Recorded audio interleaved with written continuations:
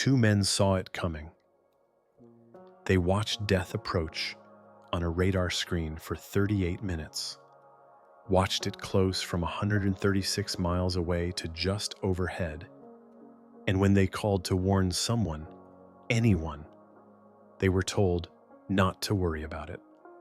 Another sailor fired the first shots of America's Pacific War more than an hour before the attack officially began, sank an enemy submarine in American waters, and sent an urgent message that arrived too late to save anyone.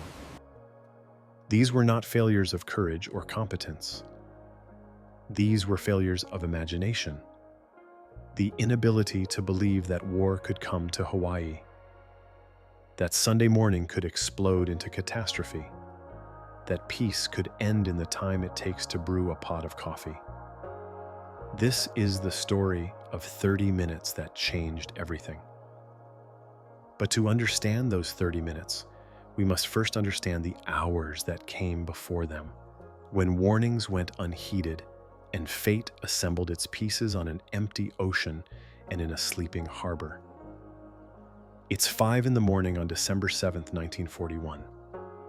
The ocean sleeps.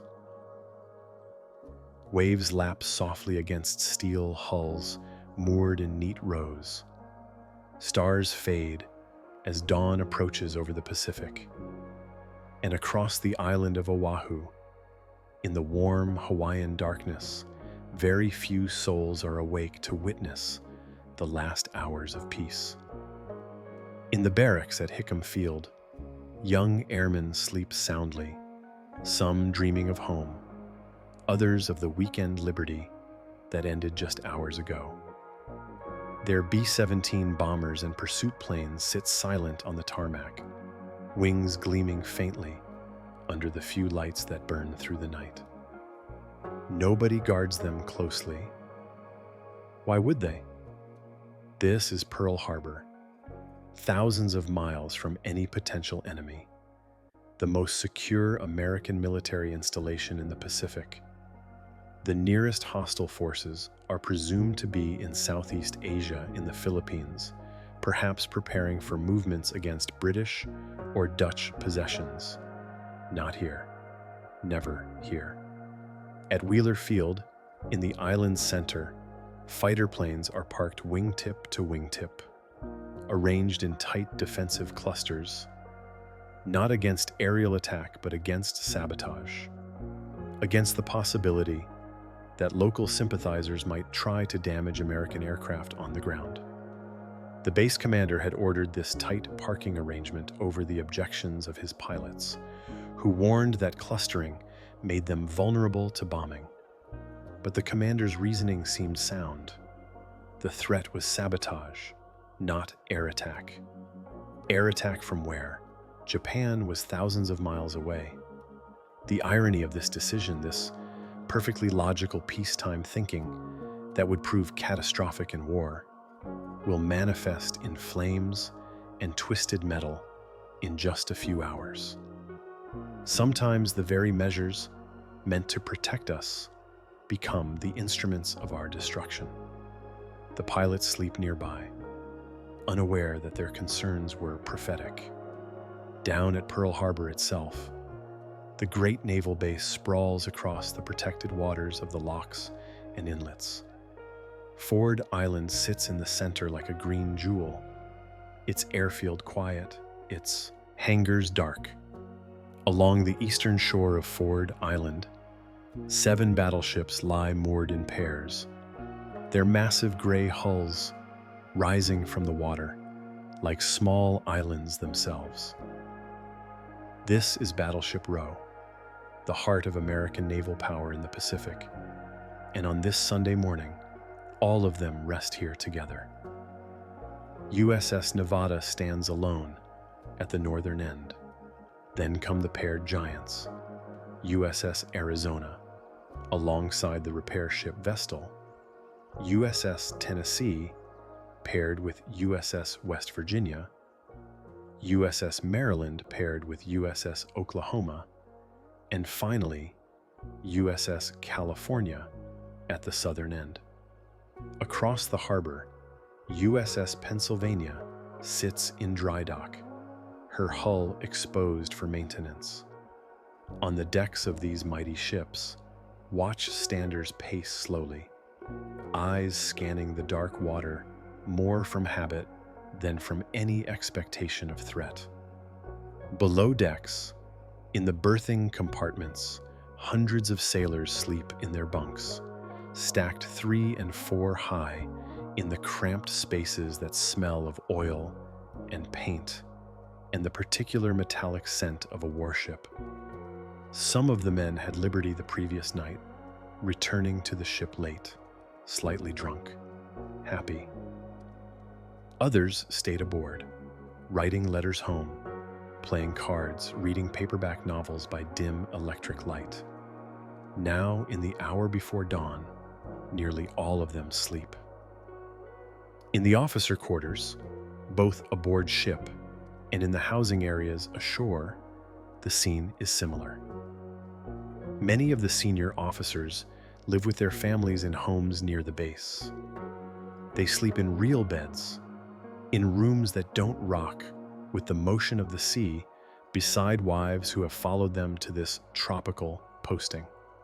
Some of these families have children who attend American schools on Oahu, who have learned to surf, who think of Hawaii as home. The officers who remain aboard their ships occupy slightly more spacious quarters, but they too are asleep, unaware that this Sunday will be unlike any other in their lives. The harbor itself breathes quietly. Small boats rock at their moorings. The water stained with oil and reflecting the lights from the ships and shore installations laps against concrete piers and steel hulls with a soft, rhythmic sound. The air smells of salt and fuel oil, of tropical flowers from the nearby shore, of the breakfast that will soon begin cooking in the galleys of 100 ships. In a few hours, the traditional Sunday routine will commence. Slightly more relaxed than weekdays, with church services scheduled, breakfast served a bit later, and the prospect of shore leave for those not on duty. Nobody knows that 230 miles to the north, in the darkness before dawn, 6 Japanese aircraft carriers have turned into the wind and are preparing to launch the largest carrier-based airstrike in the history of naval warfare.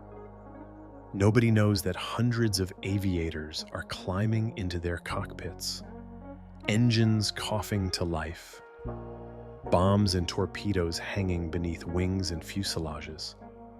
Nobody knows that in less than 3 hours, Pearl Harbor will be burning, thousands will be dead or dying, and America will be at war. The stars continue to fade. The first hint of dawn touches the eastern horizon, a faint lightening of the sky that promises another beautiful Hawaiian morning. In the officers' club at Hickam Field, a few early risers have already gathered for coffee. At the hospital, night shift nurses prepare for the morning changeover, expecting a quiet Sunday. In Honolulu, civilians sleep in their homes. Shop owners dream of another week of business. Children rest before another day of play. It is approximately 5:30 in the morning now. The night watch aboard USS Arizona walks the deck, his footsteps echoing softly on the wooden planks. He pauses to look out across the harbor, seeing the dim shapes of other ships, the lights of Ford Island, the distant glow of Honolulu against the mountains. Everything is as it should be. Everything is normal. In 90 minutes, nothing will ever be normal again. In the crew berthing spaces of USS Oklahoma, sailors sleep packed together in the characteristic manner of battleship life.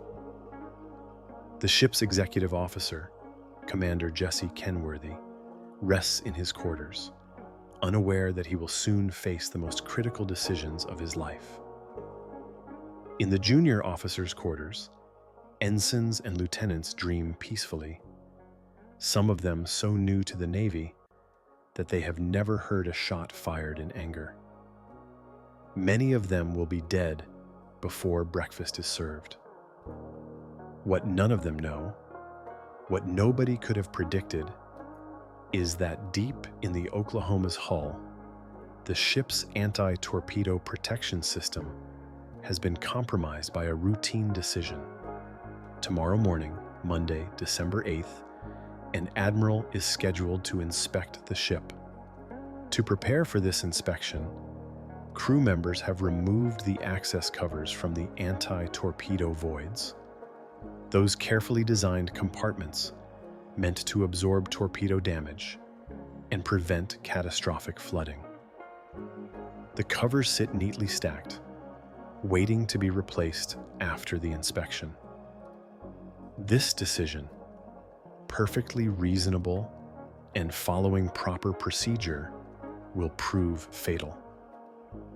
When torpedoes strike in a few hours, water will pour through these opened voids directly into critical spaces, flooding the ship far faster than anyone anticipated.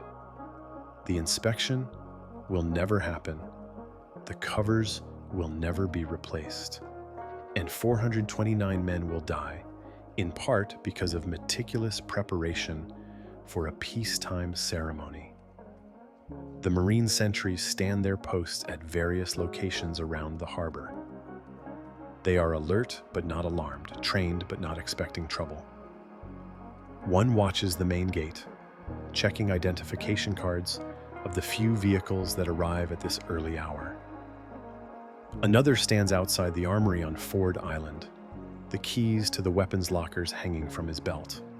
These locks will prove crucial in the coming minutes, as men scramble for rifles and machine guns that they cannot immediately access.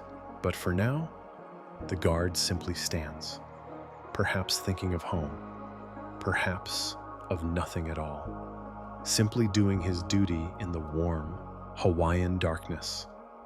Across the harbor, at the submarine base, the boats of the Pacific Submarine Fleet rest quietly at their piers.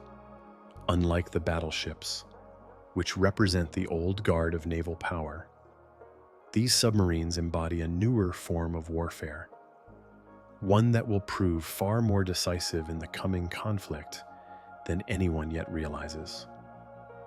Their crews sleep aboard, and in the hours to come, some of these boats will make desperate attempts to sortie, to hunt the attackers, to strike back. But for now, they too rest peacefully, their crews dreaming of depth charges and torpedo runs that remain, for a few more minutes, purely theoretical. The clock moves towards 6 in the morning. Dawn is approaching faster now, the sky definitely lighter, though the sun has not yet broken the horizon. A few more men begin to stir. In the galley of USS West Virginia, cooks arrive early to begin preparing breakfast for the crew. They turn on lights, start firing up the stoves, begin pulling out the ingredients for the morning meal. They work efficiently, quietly, not wanting to wake the sleeping ship too early. Soon, the smell of coffee and bacon will drift through the ventilation system, and men will begin to wake naturally, stretching in their bunks, preparing for another day. On the bridge of USS Nevada, the officer of the deck makes an entry in the ship's log, noting the time, the weather conditions, the status of the watch. Everything is routine. Everything is recorded as it should be.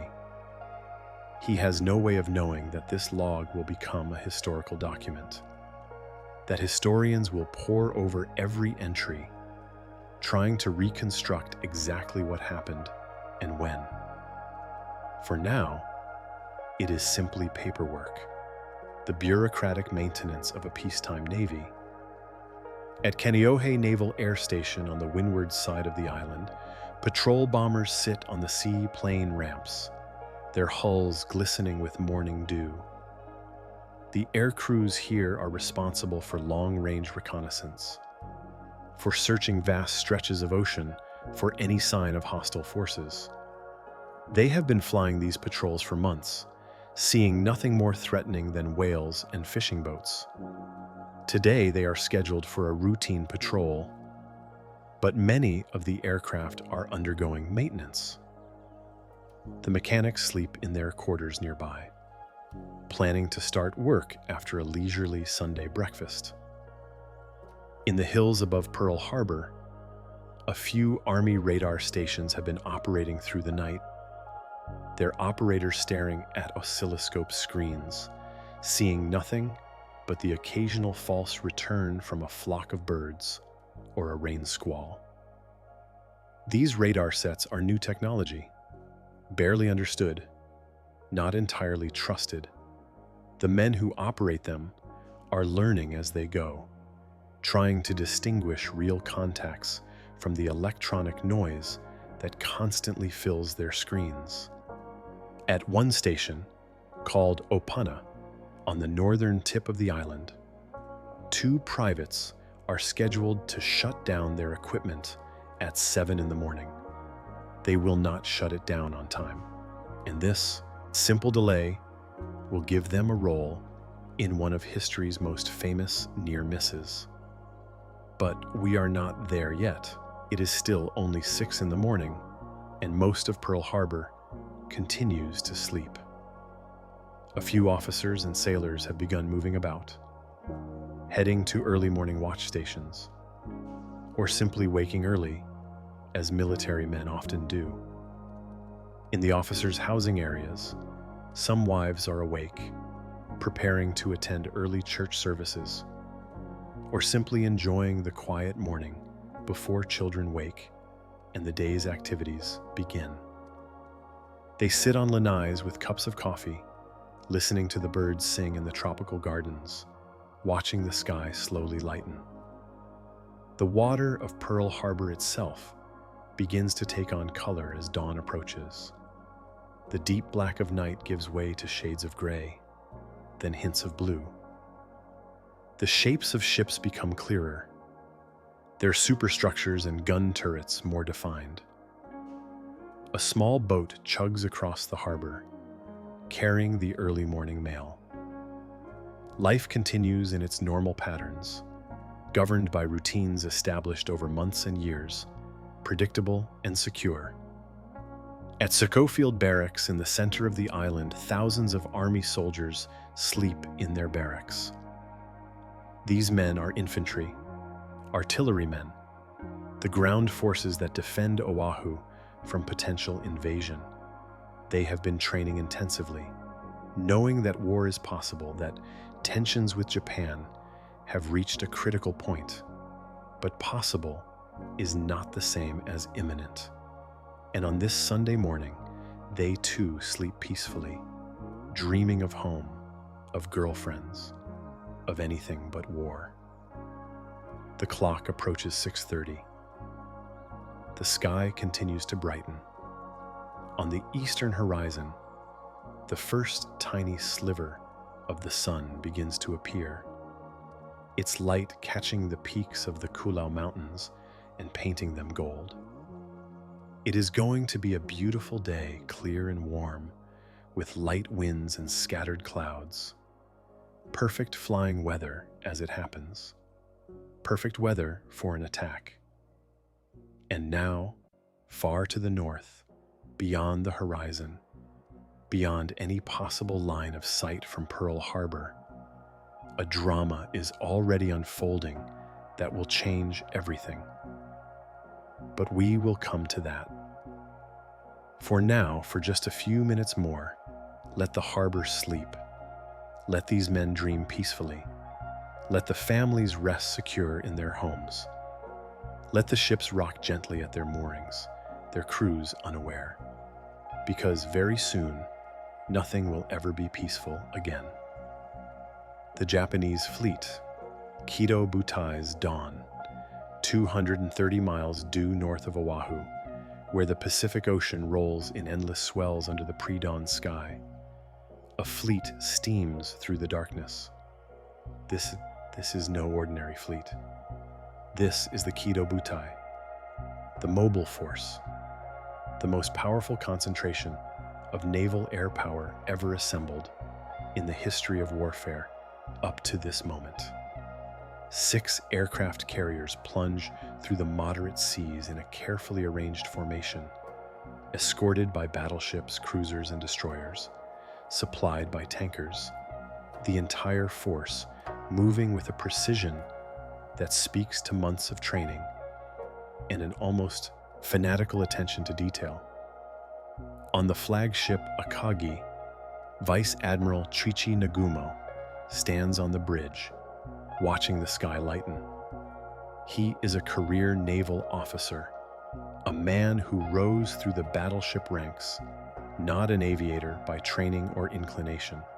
His appointment to command this revolutionary carrier force was based on seniority rather than enthusiasm for air power, and even now, as his carriers prepare to launch their deadly cargo, Nagumo harbors deep reservations about this entire operation.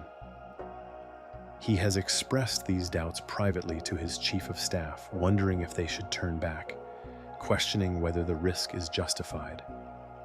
But the decision is no longer his to make. The plan has been approved at the highest levels. The Imperial Japanese Navy is committed. And Nagumo, whatever his private misgivings, is a disciplined officer who will execute his orders. The plan itself is the brainchild of Admiral Isoroku Yamamoto, Commander-in-Chief of the Combined Fleet, one of Japan's most brilliant naval strategists.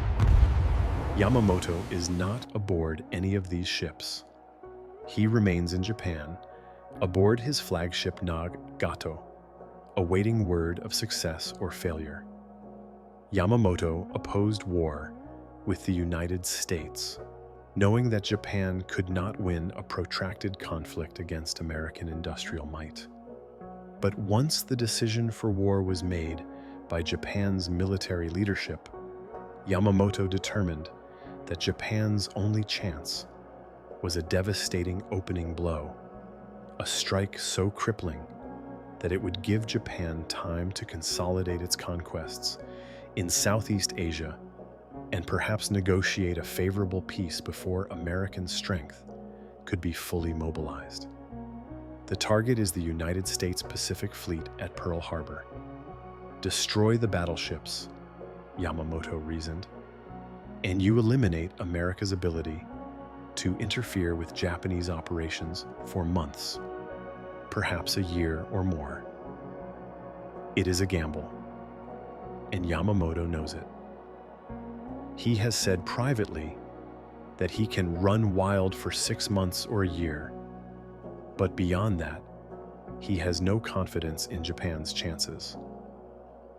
This attack, then, is born from desperation as much as from strategic calculation, a recognition that war is coming whether Japan wants it or not, and that Japan must strike first, or not at all. The planning began nearly a year ago. The concept was revolutionary and controversial. Carriers had never been used in such a concentrated manner, never sent on such a long-range independent mission, never tasked with striking a heavily defended enemy base. The risks were enormous. If American forces detected the approaching fleet, land-based bombers could potentially destroy all 6 carriers before they even launched their aircraft. The whole operation hinges on surprise, on approaching undetected across thousands of miles of ocean, on arriving at the launch point with the Americans still unaware. To achieve this surprise, the Kido Butai has taken an unprecedented route. Rather than approaching from the west or south, where American patrol planes might spot them, the Japanese fleet has come from the north. threading through the cold waters between Japan and the Aleutian Islands, maintaining absolute radio silence, avoiding all commercial shipping lanes. For days, the ships have plunged through heavy seas and thick weather, conditions that made life miserable for the crews, but helped conceal their passage. Not a single radio message has been transmitted. Any communication between ships has been by signal lamp or flag, and even that has been kept to an absolute minimum.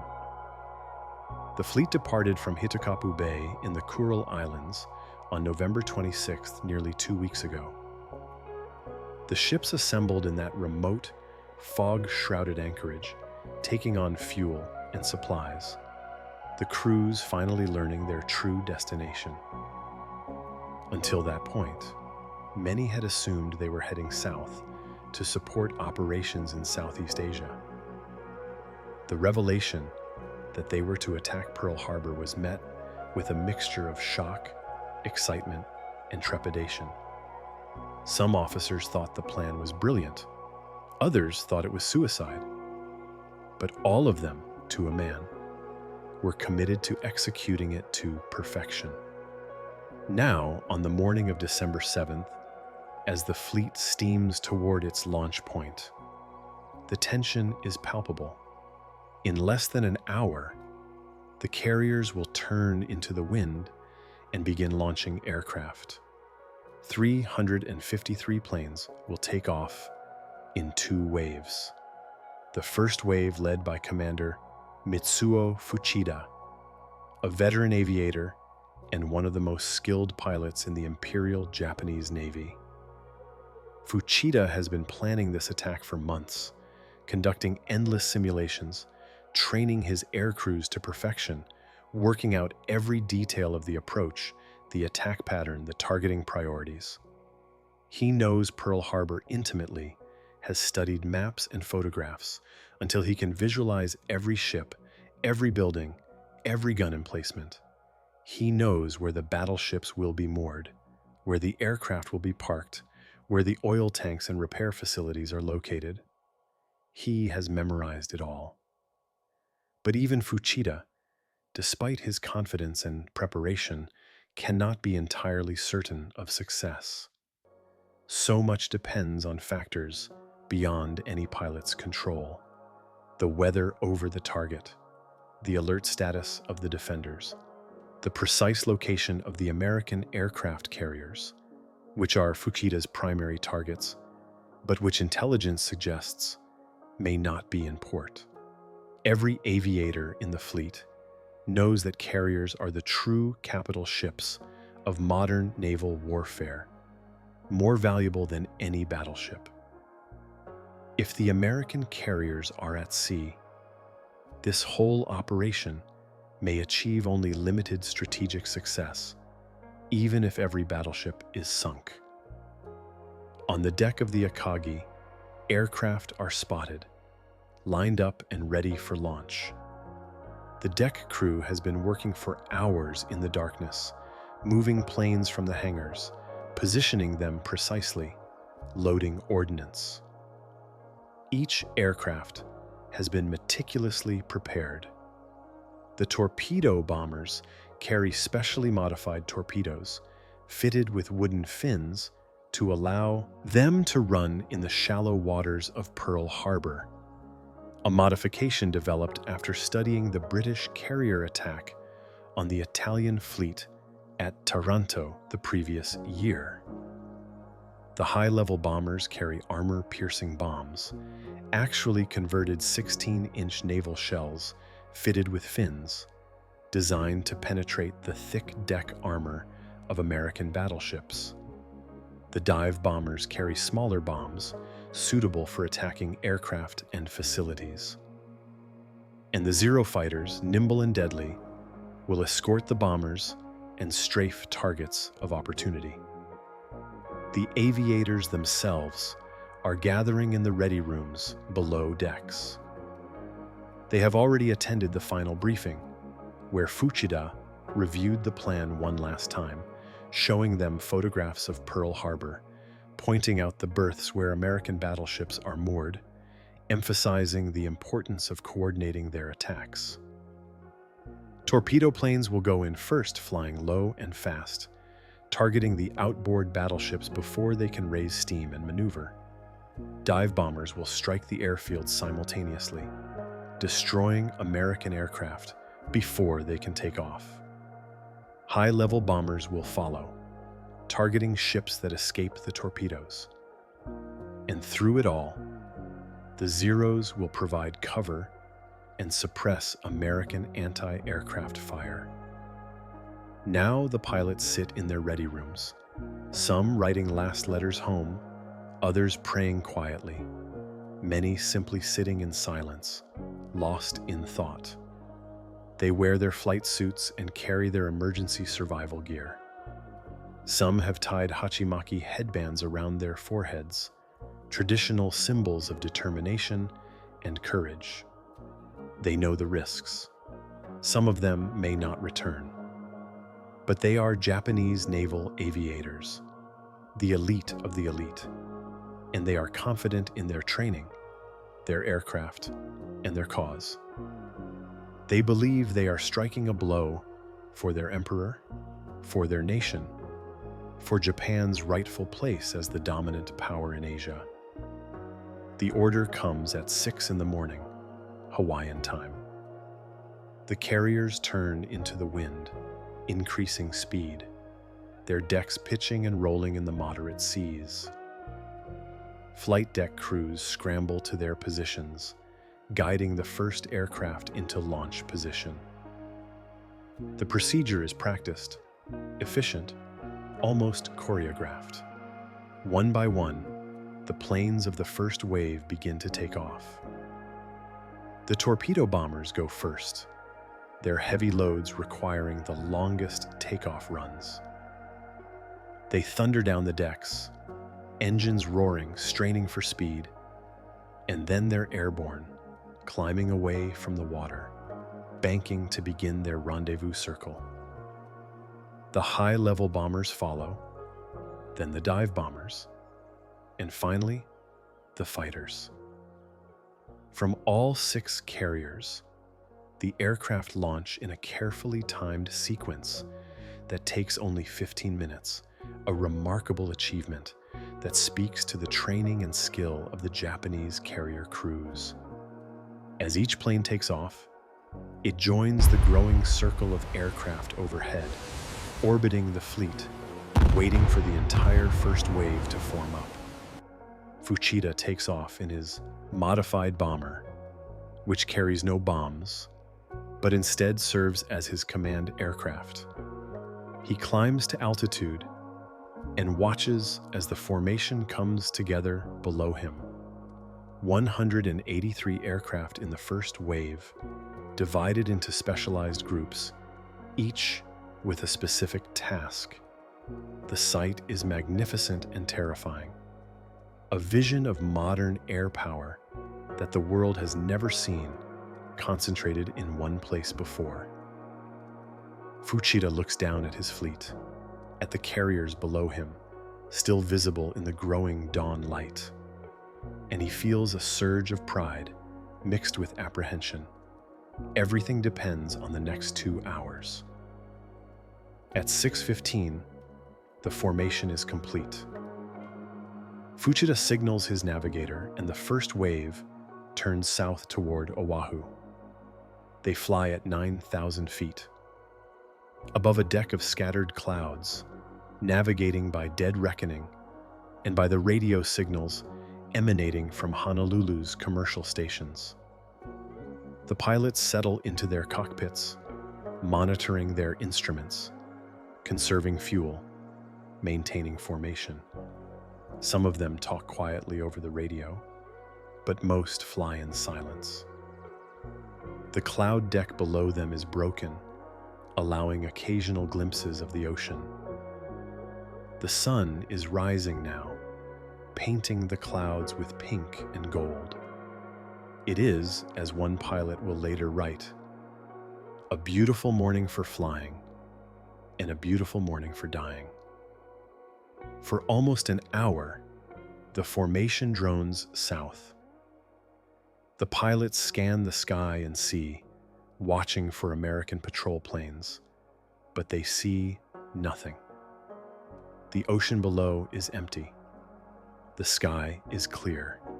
It appears that surprise will be achieved. This fact brings both relief and a strange sense of anticlimax.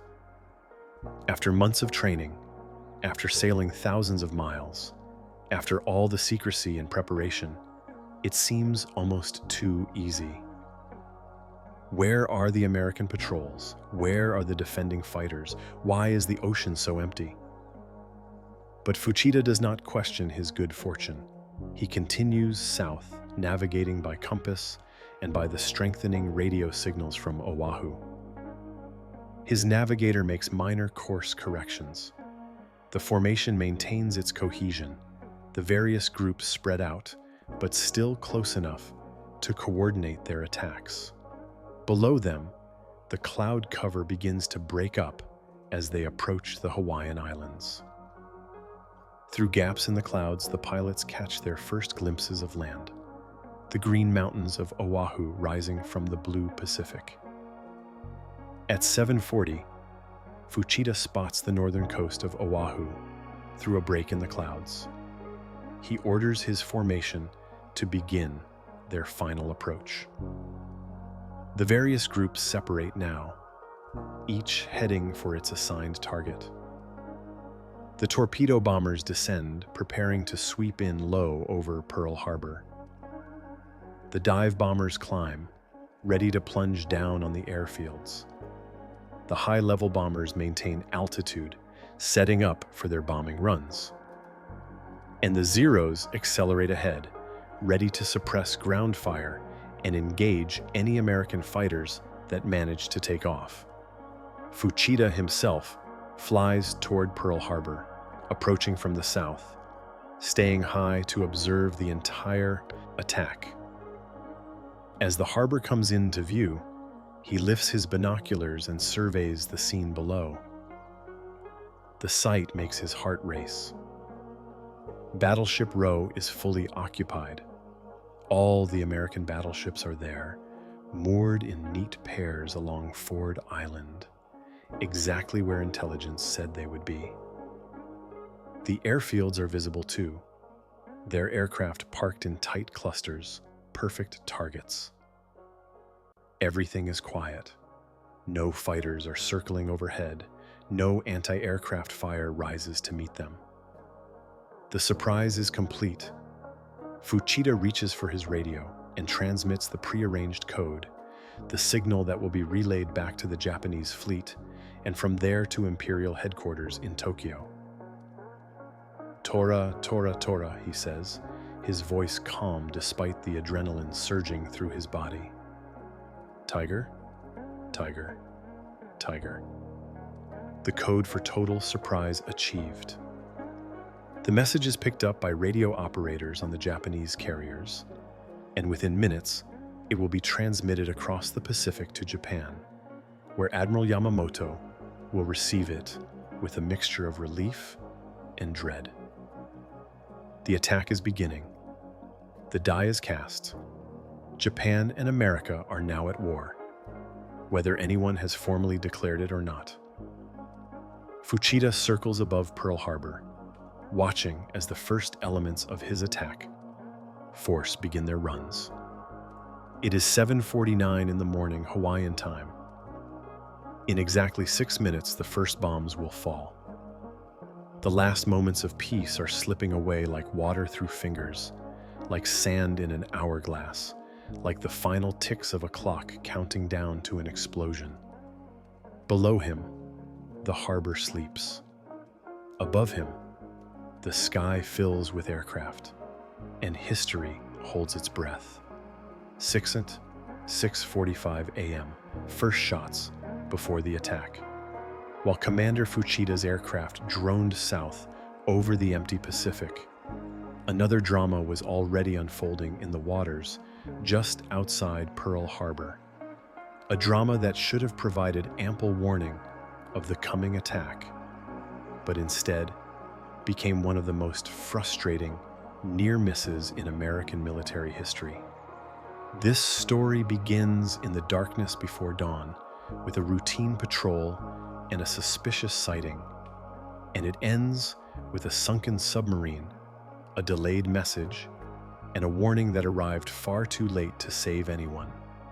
The destroyer USS Ward, hull number DD-139, was conducting an entrance patrol off the mouth of Pearl Harbor, a duty that had become routine in the tense months leading up to December 7th. The Ward was a World War I-era destroyer, one of the mass-produced Wickes-class vessels that formed the backbone of the destroyer fleet. She was not a glamorous ship, not particularly powerful by modern standards, but she was capable and well-maintained, and her crew took their duties seriously, even if those duties were usually boring. Night after night, the Ward cruised back and forth outside the harbor entrance, watching for submarines, checking on merchant ships, seeing nothing more threatening than the occasional whale or dolphin. On the night of December 6-7, the Ward was under the command of Lieutenant William Outerbridge, who had taken command just 2 days earlier, on December 5th. Outerbridge was a competent officer but new to the ship, still learning the quirks of his command and the capabilities of his crew. This would be his first test, though he did not know it yet. The night passed quietly. The Ward maintained her patrol pattern, her lookouts scanning the dark water, seeing nothing unusual.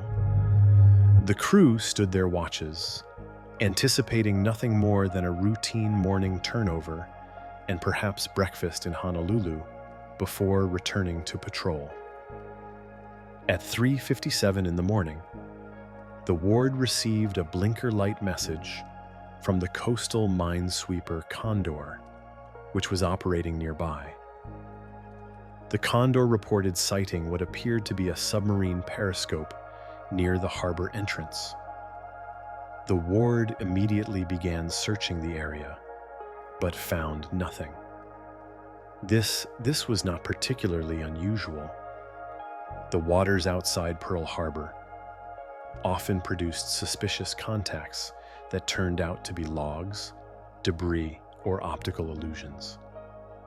After searching for nearly an hour with no results, the Ward resumed her normal patrol. The contact was logged, but not considered significant enough to report to higher headquarters. This would prove to be the first of several missed opportunities to raise the alarm. The sky began to lighten as morning approached. The Ward continued her patrol, her crew still at their normal watch stations, not at general quarters. Some of the off-duty sailors were probably dozing, others perhaps smoking on deck and watching the dawn. It was almost 6:30 now, and the usual morning routine was beginning. In another hour or so, the patrol would end, and the Ward would return to harbor for fuel and provisions. But at 6:37, everything changed. The Ward's officer of the deck, who was scanning the water with binoculars, suddenly spotted something unusual about 1,500 yards away. It appeared to be a small conning tower, barely visible above the water, moving slowly toward the harbor entrance. The object seemed to be following the supply ship USS Antares, which was approaching the harbor towing a barge. The watch officer immediately called Lieutenant Outerbridge to the bridge. Outerbridge grabbed his own binoculars and focused on the contact. What he saw made his pulse quicken. It was definitely a submarine conning tower, small and cylindrical, unlike anything in the American inventory. More significantly, it was in the defensive sea area, the restricted zone around Pearl Harbor, where no American submarines were supposed to be operating without prior notification. Whatever this submarine was, it had no business being there. And if it wasn't American, then it could only be enemy. Outerbridge made his decision in seconds. At 6:40, he ordered general quarters, sending the crew scrambling to their battle stations. The Ward's engines accelerated to flank speed, and the destroyer turned toward the suspicious contact. There was no time for extended deliberation, no opportunity to call for instructions. If this was an enemy submarine attempting to penetrate Pearl Harbor, it had to be stopped immediately. Outerbridge was acting on his own authority, making a decision that could lead to an international incident if he was wrong, but one that duty and common sense demanded. The Ward raced toward the submarine, closing the distance rapidly. The submarine appeared unaware of the approaching destroyer, or perhaps it was unable to dive quickly due to some mechanical problem. It continued moving toward the harbor entrance, trailing the Antares at a distance of perhaps 200 yards. As the Ward closed to within 50 yards, close enough to see details of the submarine's hull, Outerbridge gave the order to open fire. At exactly 6:45 in the morning, the Ward's #1 gun fired the first shot. The round passed directly over the submarine's conning tower and splashed into the water beyond. The submarine seemed to slow, perhaps attempting to dive. 5 seconds later, the Ward's #3 gun fired. This shot was perfect, striking the submarine at the base of its conning tower, where the conning tower met the hull. The impact was clearly visible to everyone on the Ward's bridge. The submarine appeared to heel over to starboard, beginning to sink. But the Ward was not finished.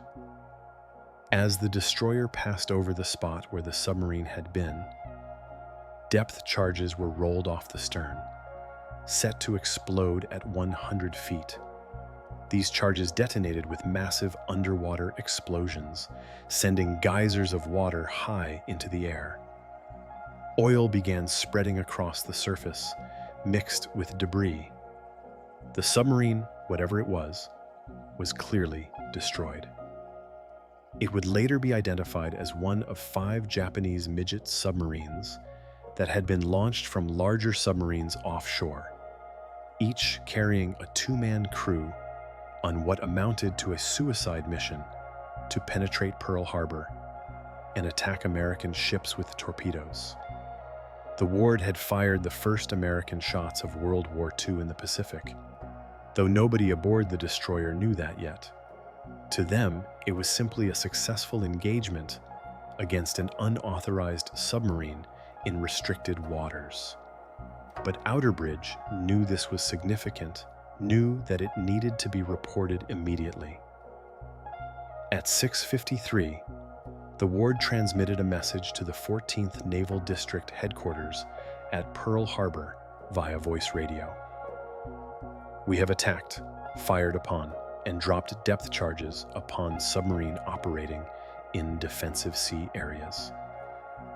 The message was received, but then it entered the labyrinthine communication system of the peacetime Navy, where messages were logged, decoded, confirmed, and passed up through channels. The duty officer at 14th Naval District Headquarters was skeptical. Submarine contacts were reported relatively frequently, and most of them turned out to be false alarms. The officer decided to wait for a confirmation before disturbing the admiral on a Sunday morning. He logged the message, noted the time, and waited for additional information.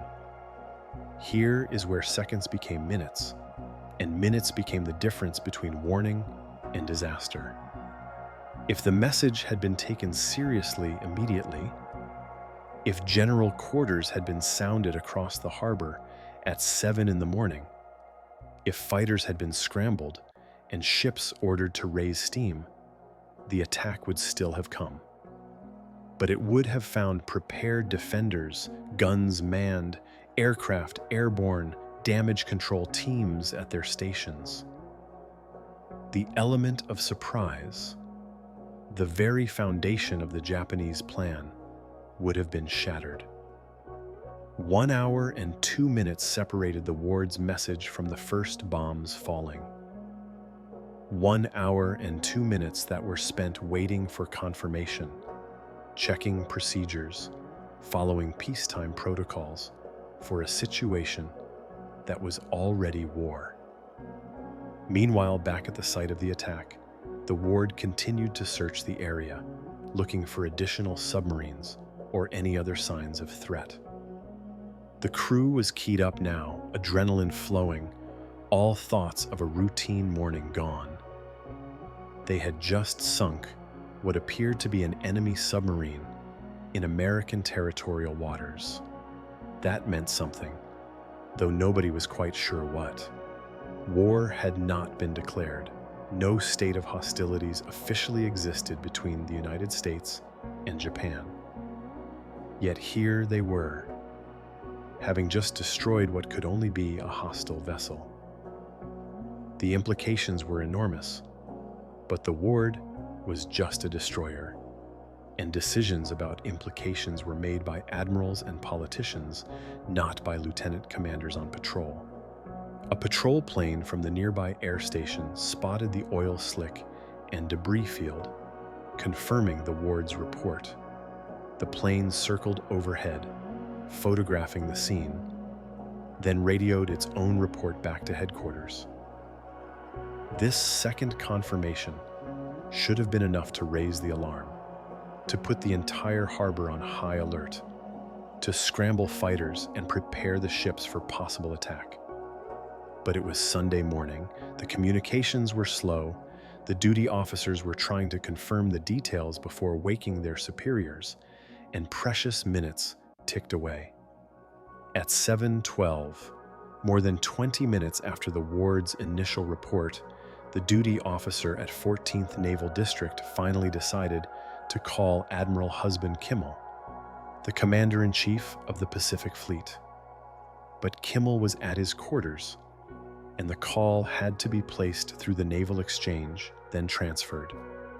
More minutes passed.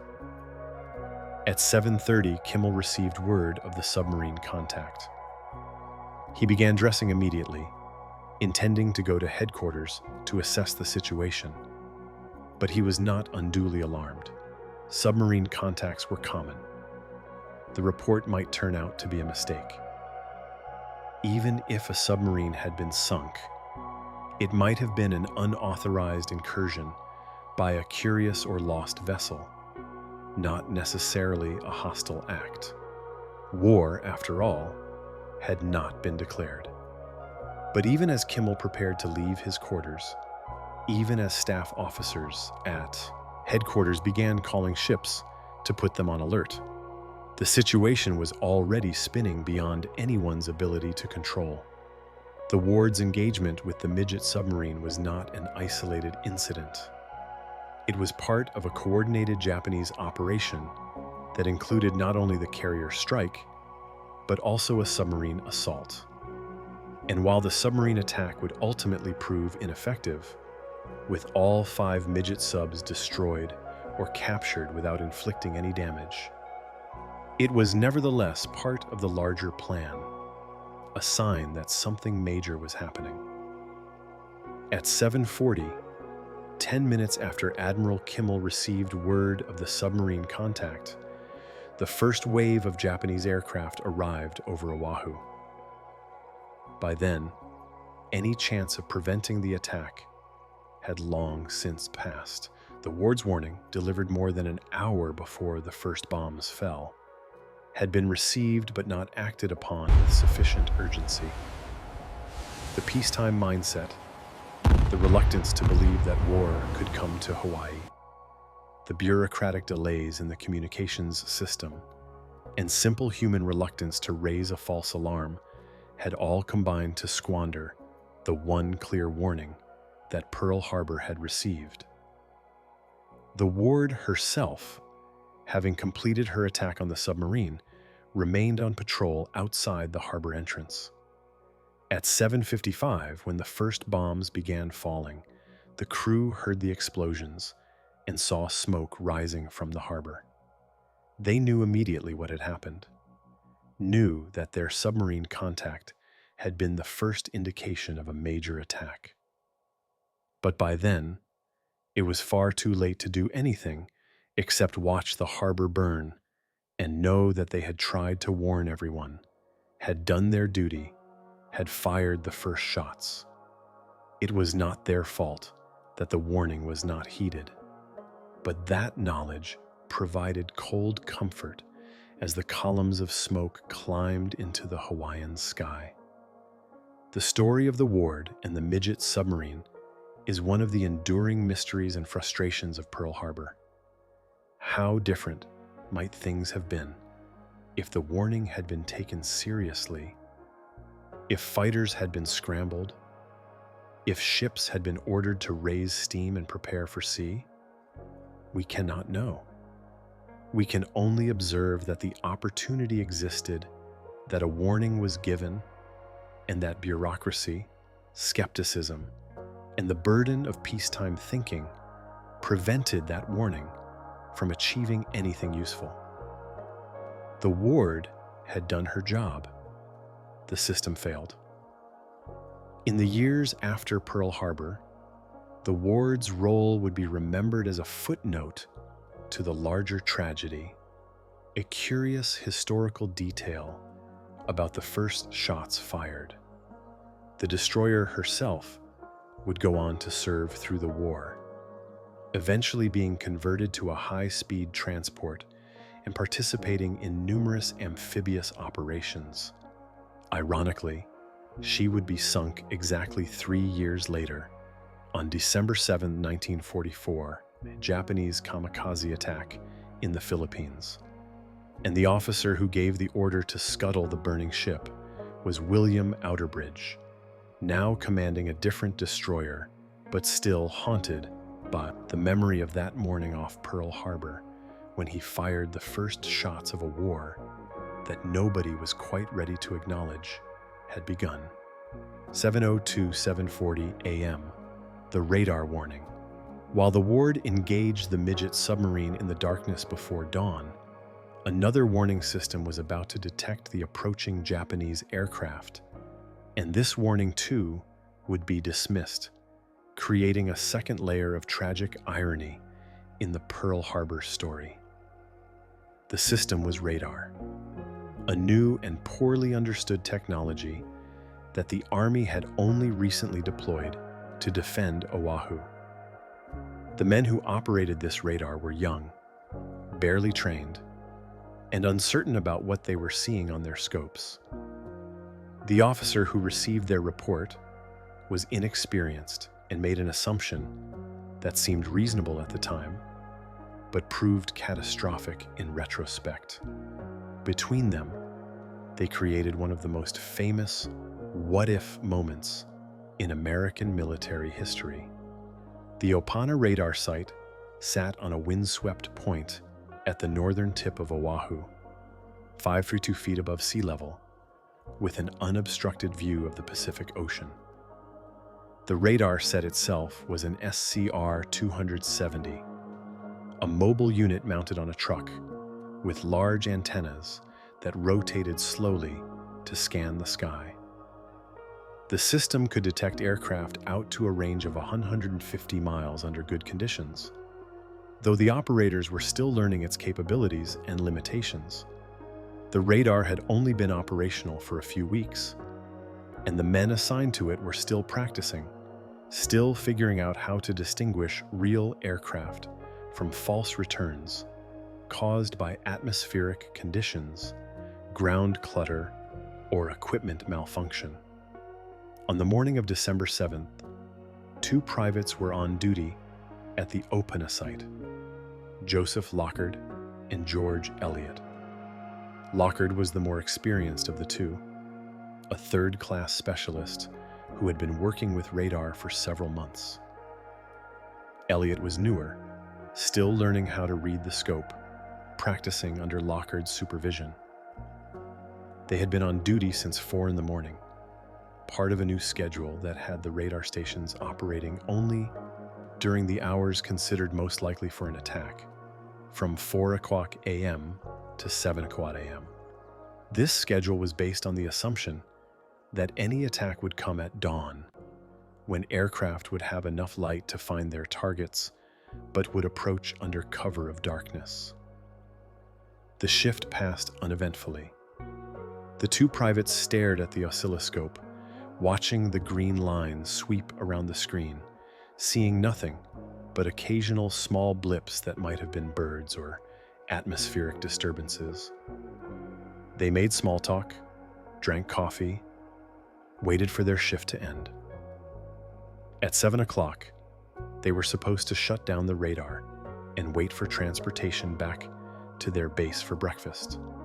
But the truck that was supposed to pick them up was late. Elliot, the less experienced operator, was eager to get more practice on the equipment. He asked Lockhart if they could keep the radar running while they waited for their ride. Lockhart agreed. There was no harm in it, and Elliot needed the training. So they left the radar running, continuing to scan the empty northern sky, not expecting to see anything, but willing to use the time productively. This simple decision, this minor deviation from the official schedule, would give them a role in history, though it would ultimately change nothing. At exactly 7:02 in the morning, something appeared on the scope that made both men sit up straight. It was a large return, much larger than anything they had seen before, appearing at the very edge of the radar's range, 136 miles to the north.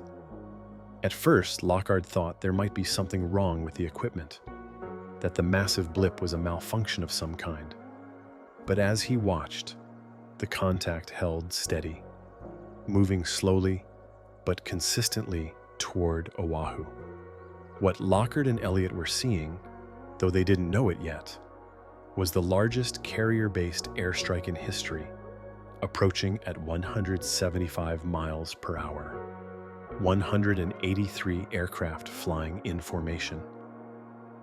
More warplanes concentrated in one place than had ever been assembled before for a single attack. The blip on their screen represented 40 torpedo bombers carrying weapons that would sink battleships, 49 high-level bombers carrying converted 16-inch naval shells designed to penetrate armored decks, 51 dive bombers loaded with explosives, and 43 fighters ready to strafe anything that moved. It was death approaching, visible on a screen, countable in miles and minutes, and completely unstoppable because nobody would believe it was real. Elliot was excited. He had never seen anything like this. The contact was huge, filling a large portion of the scope. It had to be a major formation of aircraft, possibly 50 planes or more. This was exactly the kind of thing they had been training to detect. Elliot wanted to report it immediately, but Lockhart was more cautious. He knew that a flight of B-17 bombers was expected to arrive from the mainland that morning, and he wondered if this might be what they were seeing. Still, the size of the return was troubling. Even a formation of B-17s should not produce such a large blip, and the bearing was wrong. The B-17s were expected to approach from the northeast, coming from California, not from due north. But Lockhart was not certain enough to raise an alarm. False reports could get them in trouble, could lead to their being removed from this duty or disciplined for wasting everyone's time. He decided to call the information center at Fort Shafter, the facility where radar reports were plotted and evaluated. The center should have had a full staff of plotters and controllers, but it was Sunday morning, and most of the personnel had left at 7 o'clock when the radar stations were supposed to shut down. The only person there was a switchboard operator named Private Joseph McDonald. Lockhart called the center at 7:02 and got McDonald on the line. He reported the large contact approaching from the north, emphasizing that it was the biggest thing he had ever seen on the scope. McDonald wrote down the information, noting the time and the details. But he was just a switchboard operator, not trained to evaluate radar reports. He told Lockhart to hold on while he found someone who could make a decision about what to do with this information. McDonald walked into the plotting room and found only one person there, a lieutenant named Kermit Tyler. Tyler was a fighter pilot who had been assigned to the Information Center for training in ground control procedures. This was only his second day on this duty, and he was barely familiar with how the radar plotting system worked. He was essentially there to observe and learn, not to make operational decisions. But he was the only officer present, so McDonald approached him with Lockhart's report. Tyler listened to McDonald describe the large radar contact approaching from the north. Tyler knew that a flight of B-17 bombers was expected that morning from California, though he was unclear about the exact time or approach route. He also knew from his brief experience at the Information Center that radar operators often reported large contacts that turned out to be false returns or groups of friendly aircraft. Tyler made a rapid calculation based on very limited information and almost no experience. He decided that the radar contact was probably the expected B-17s, arriving slightly off course but fundamentally harmless. "Don't worry about it," Tyler told McDonald. Four words that seemed perfectly reasonable at the time, that followed logical thinking that any officer in Tyler's position might have said.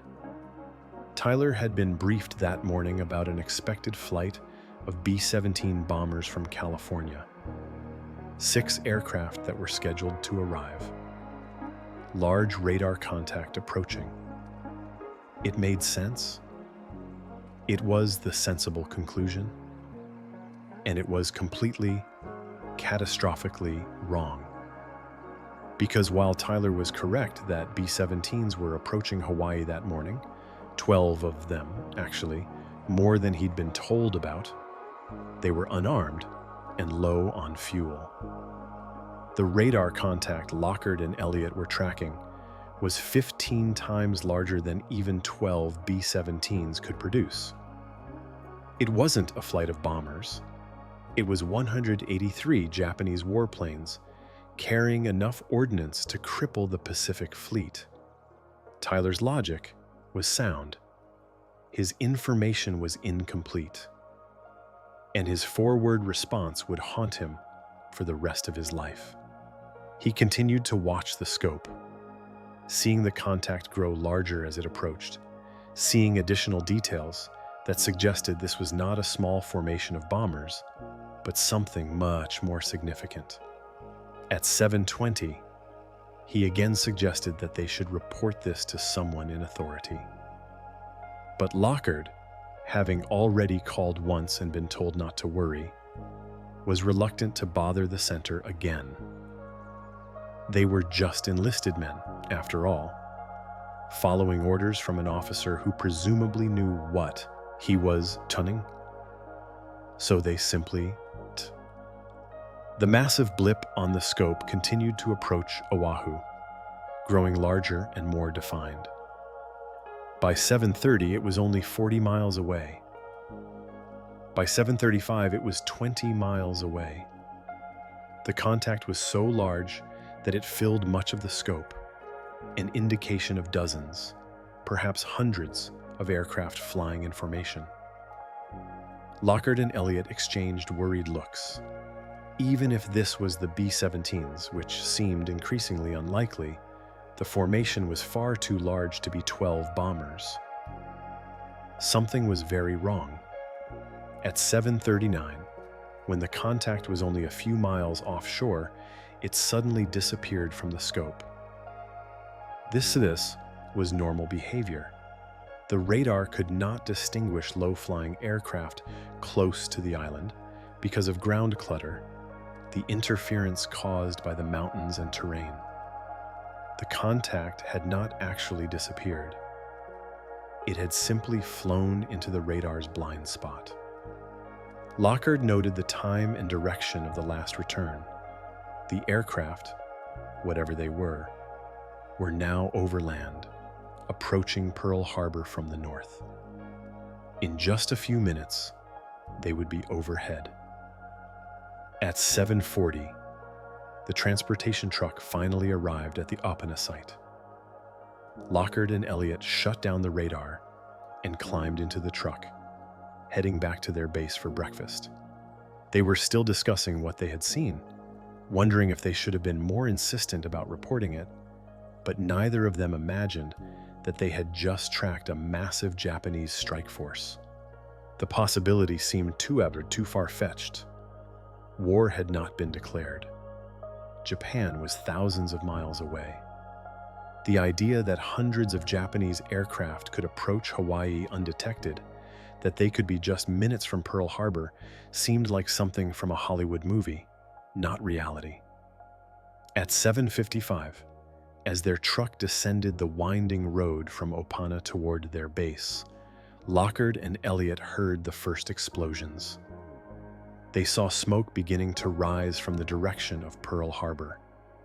The driver stopped the truck, and they all stood there, staring at the horizon, realizing with dawning horror what they had seen on their radar scope. That massive contact had not been B-17s. It had been the Japanese attack force, and they had tracked it all the way in, had watched it approach for almost 40 minutes, and had been told not to worry about it. The story of the Opana radar detection is perhaps even more frustrating than the Ward's submarine attack, because the warning was so clear, so early, and so specific. The radar operators did everything right. They detected the approaching aircraft, reported them to higher authority, and continued tracking them. The failure was not in the technology or in the operators, but in the human judgment that evaluated their report. Lieutenant Tyler, making a decision based on incomplete information and almost no experience, chose the interpretation that seemed most reasonable at the time. He had no way of knowing that he was looking at the most important radar contact in the station's short history, that hundreds of lives could have been saved. If only fighters had been scrambled. If only ships had been alerted. If only someone had said, "This is not normal, we need to investigate further," instead of, "Don't worry about it." Tyler himself would be investigated multiple times after the attack, appearing before numerous boards of inquiry, defending his decision again and again. Every board concluded that he was not negligent, that he had made a reasonable judgment based on the information available to him. And they were right. Tyler did nothing wrong by the standards of peacetime thinking, but peacetime thinking was about to end, and the cost of that assumption, that mistake, would be measured in thousands of lives and dozens of ships. The Opana radar site today is marked by a memorial plaque, designating it as a National Historic Landmark and an IEE milestone, commemorating the first operational use of radar by American forces in wartime. Visitors can stand at the site and look out over the Pacific Ocean, imagining what Lockhart and Elliott saw on their scope that morning, imagining the frustration they must have felt when they realized that their warning had been dismissed. The site is quiet now, peaceful, the ocean rolling in endless blue swells toward the horizon. But on December 7th, 1941, from this wind-swept point, two young privates watched history approach on a radar screen and could do nothing to prevent what came next. 7:47:55 a.m. final approach. The last 15 minutes before the attack began were marked by a strange dislocation, a moment when different realities coexisted in the same space and time. In the air above Oahu, 183 Japanese aircraft assembled into their attack formations. Pilots checking their instruments, bombardiers arming their weapons, the sky filling with the drone of engines, and the purposeful movement of a military operation entering its final phase. On the ground and in the harbor below, thousands of Americans went about their Sunday morning routines, completely unaware that the sky above them was full of hostile aircraft, that bombs and torpedoes were about to fall, that in just a few minutes, nothing would ever be the same. Commander Fuchida, leading the first wave from his position high above the others, surveyed the scene below with a mixture of satisfaction and surprise. The surprise was complete. No American fighters rose to meet them. No anti-aircraft fire burst around his formation. The harbor lay peaceful and undefended below. The battleships lined up like toys on a child's floor. The airfields quiet. The entire island apparently still asleep. For a moment, Fuchida wondered if it was a trap. The Americans had broken some Japanese codes, this was known. Perhaps they had learned of the attack and prepared an ambush. Perhaps those peaceful battleships were actually bait, and the moment his planes descended, the sky would fill with American fighters rising from hidden airfields. Anti-aircraft batteries would open fire from camouflaged positions, and the trap would close. The thought made his heart race faster than any combat maneuver could, but no. The harbor was exactly as reconnaissance had reported it would be. The ships were moored in their normal positions. The aircraft were parked on the ground. There was no trap. There was only opportunity, spread out below him like a gift, waiting to be taken. The Americans, impossibly, were still asleep. Fuchida had spent months preparing for this moment, studying every photograph of Pearl Harbor, memorizing the location of every significant target, planning the attack sequence down to the smallest detail. He knew where each type of aircraft in his formation should go, knew the timing that would maximize surprise and minimize coordination problems. The torpedo planes would attack first, sweeping in low from multiple directions to strike the battleships before they could maneuver. The dive bombers would simultaneously hit the airfields, destroying American planes before they could take off. The high-level bombers would follow, targeting any ships that survived the torpedo attack. And the Zero fighters would provide cover, suppressing ground fire, and engaging any American fighters that managed to get airborne. As the formation approached the island's northern coast, Fuchida gave the signal to deploy. The various groups separated, each heading for its assigned target. The coordination was precise, almost choreographed. Months of practice had created an aerial ballet of destruction, and now that ballet was about to be performed for the first time with live ammunition and real targets. The torpedo planes dropped to low altitude, skimming over the island's central mountains before descending toward Pearl Harbor from multiple angles. The dive bombers climbed to attack altitude, preparing to roll into their attacks on the airfields. The high-level bombers maintained their height, approaching from the south, where they could see the entire harbor spread out below them. At exactly 7:49 in the morning, Fuchida transmitted his famous signal, Tora Tora Tora. The code word meant that complete surprise had been achieved, that the Americans were unprepared, that the attack could proceed as planned without worrying about prepared defenses. The message was received aboard the Japanese carriers and relayed back to Imperial headquarters in Tokyo, where Admiral Yamamoto and the Naval General Staff waited anxiously for news.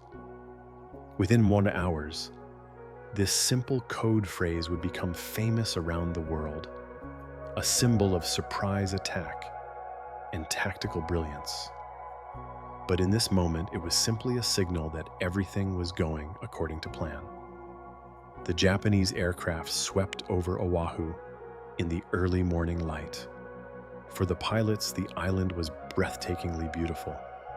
Green mountains rising from blue water, white clouds drifting across the sky, the sun just clearing the eastern horizon and painting everything with golden light. Some of the pilots would later write in their diaries about the beauty of that morning, about how strange it felt to be delivering death to such a peaceful place. But these were fleeting thoughts, quickly suppressed by the demands of combat flying. They had a mission to execute, and they would execute it with precision.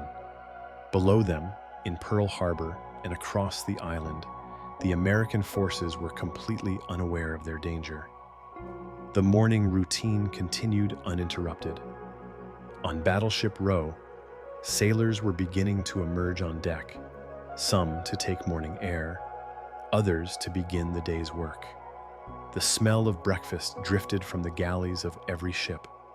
On the airfields, mechanics checked aircraft and prepared for the day's scheduled flights. At Hickam Field, a group of B-17 bombers from California was actually on final approach, low on fuel after their long flight from the mainland. The crews tired and looking forward to landing and getting some rest. These B-17s were unarmed, their guns stored in Cosmoline to prevent corrosion during the long overwater flight. They were at their most vulnerable, and they had no idea they were about to fly into a war zone. At Wheeler Field in the center of the island, fighter planes sat parked in neat rows, their wings nearly touching, arranged this way to make them easier to guard against sabotage. The base commander, worried about local Japanese saboteurs possibly damaging the aircraft, had ordered this tight parking arrangement over the objections of his pilots, who pointed out that such clustering made the planes extremely vulnerable to air attack. But air attack seemed implausible. The Japanese were thousands of miles away, and besides, tensions had not yet reached the breaking point. War might be coming, but it was not here yet.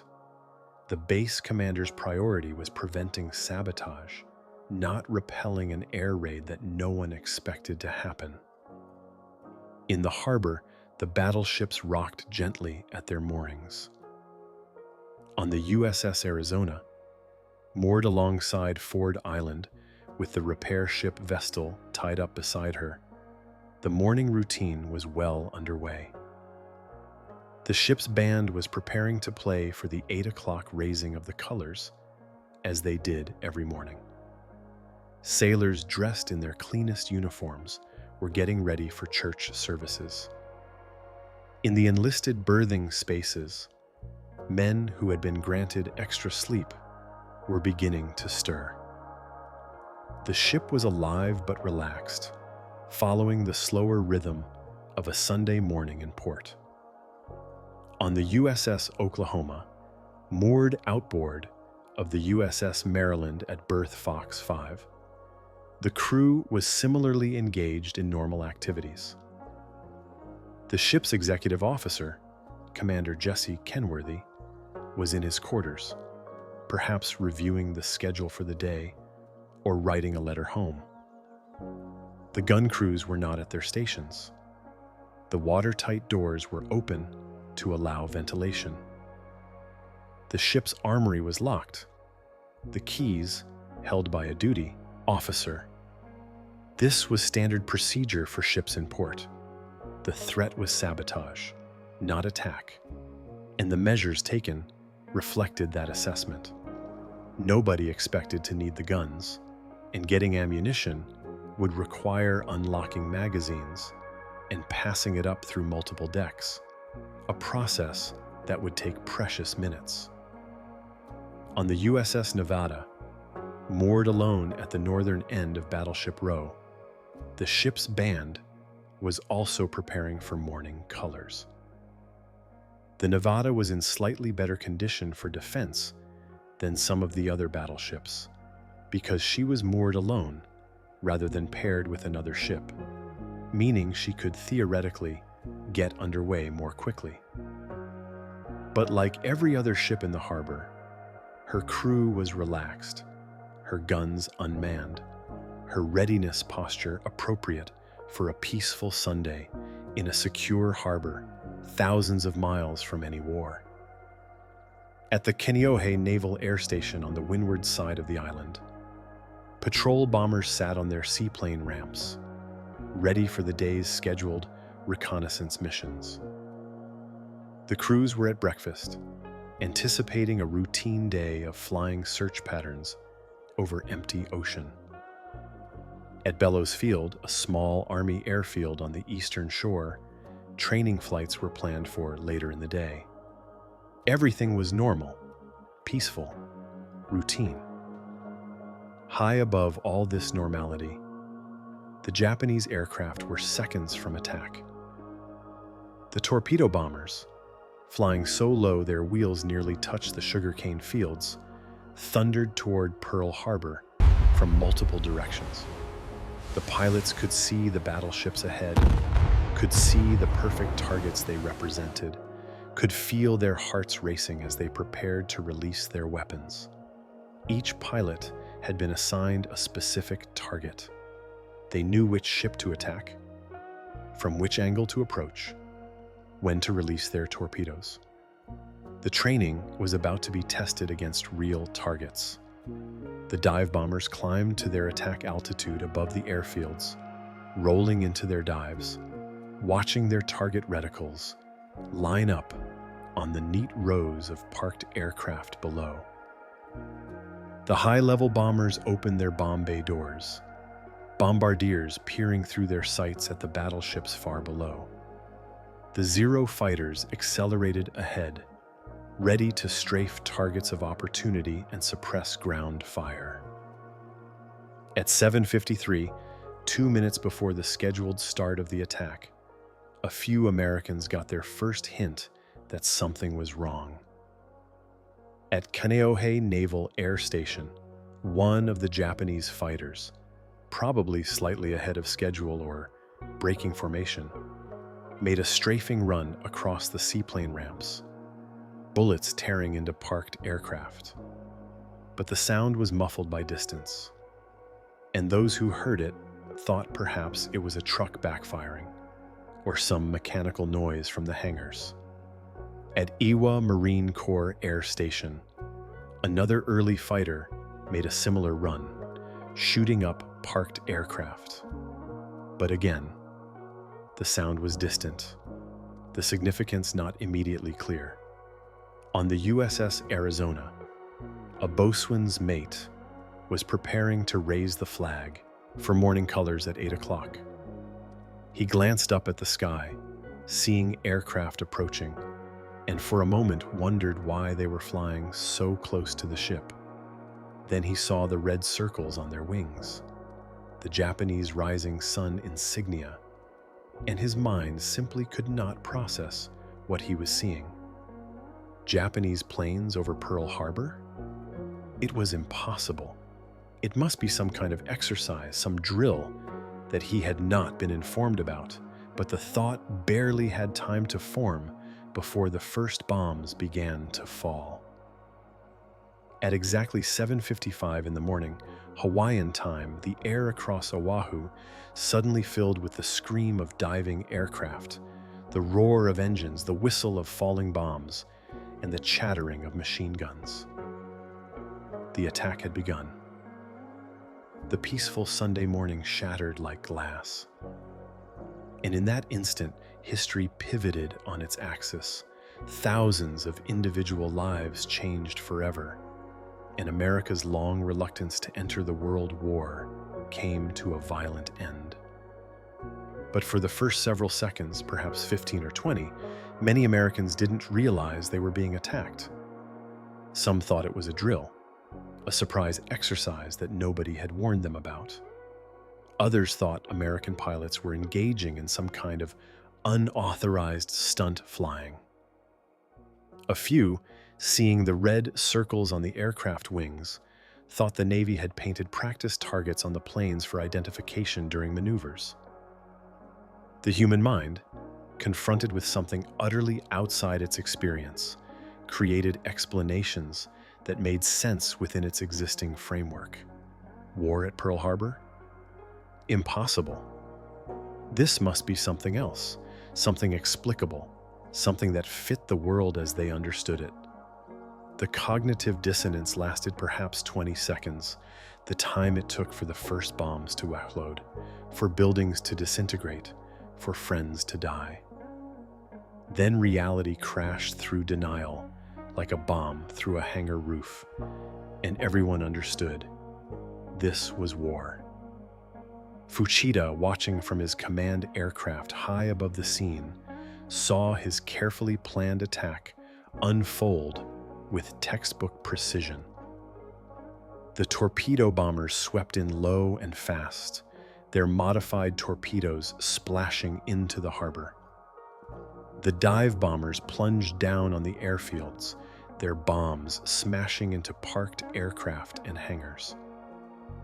The high-level bombers released their massive, armor-piercing bombs, which fell with terrible accuracy toward the battleships below. And everywhere, the Zero fighters swooped and strafed, their machine guns tearing into anything that moved. For 15 seconds, perhaps 20, the attack proceeded without any response from the Americans.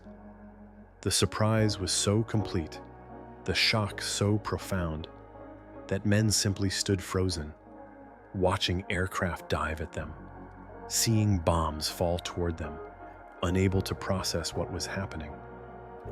But then, training and instinct took over.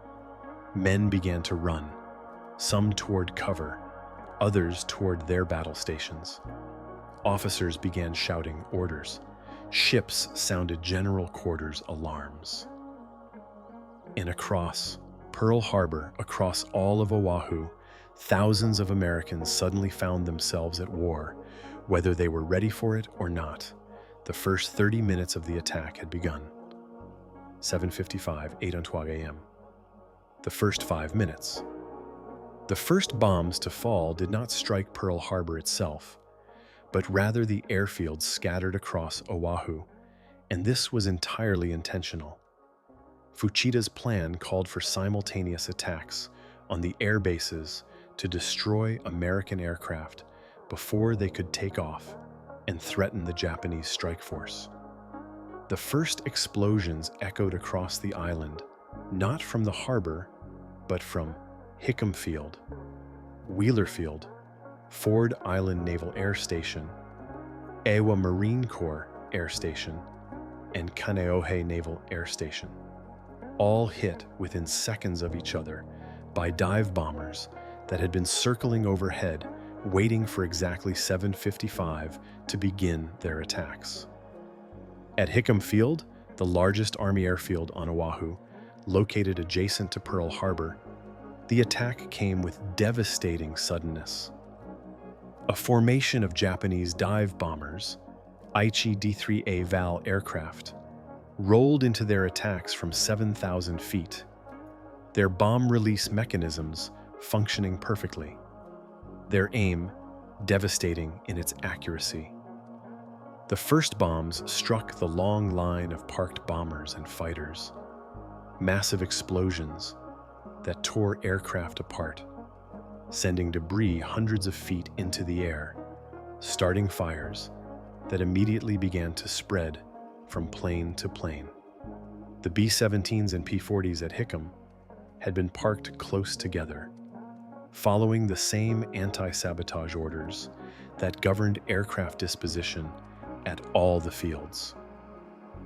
This arrangement made each aircraft easier to guard, but created a perfect target for aerial bombing. The first bombs destroyed multiple aircraft with each explosion, the blast effects overlapping, the fragmentation devastating. Within 30 seconds of the first bomb's impact, half of Hickham's operational aircraft were damaged or destroyed. But the airfield itself was also under attack.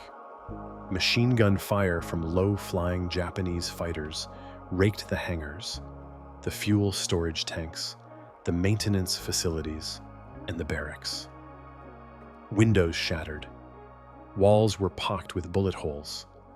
Men running from buildings toward shelters were cut down by some streams of bullets.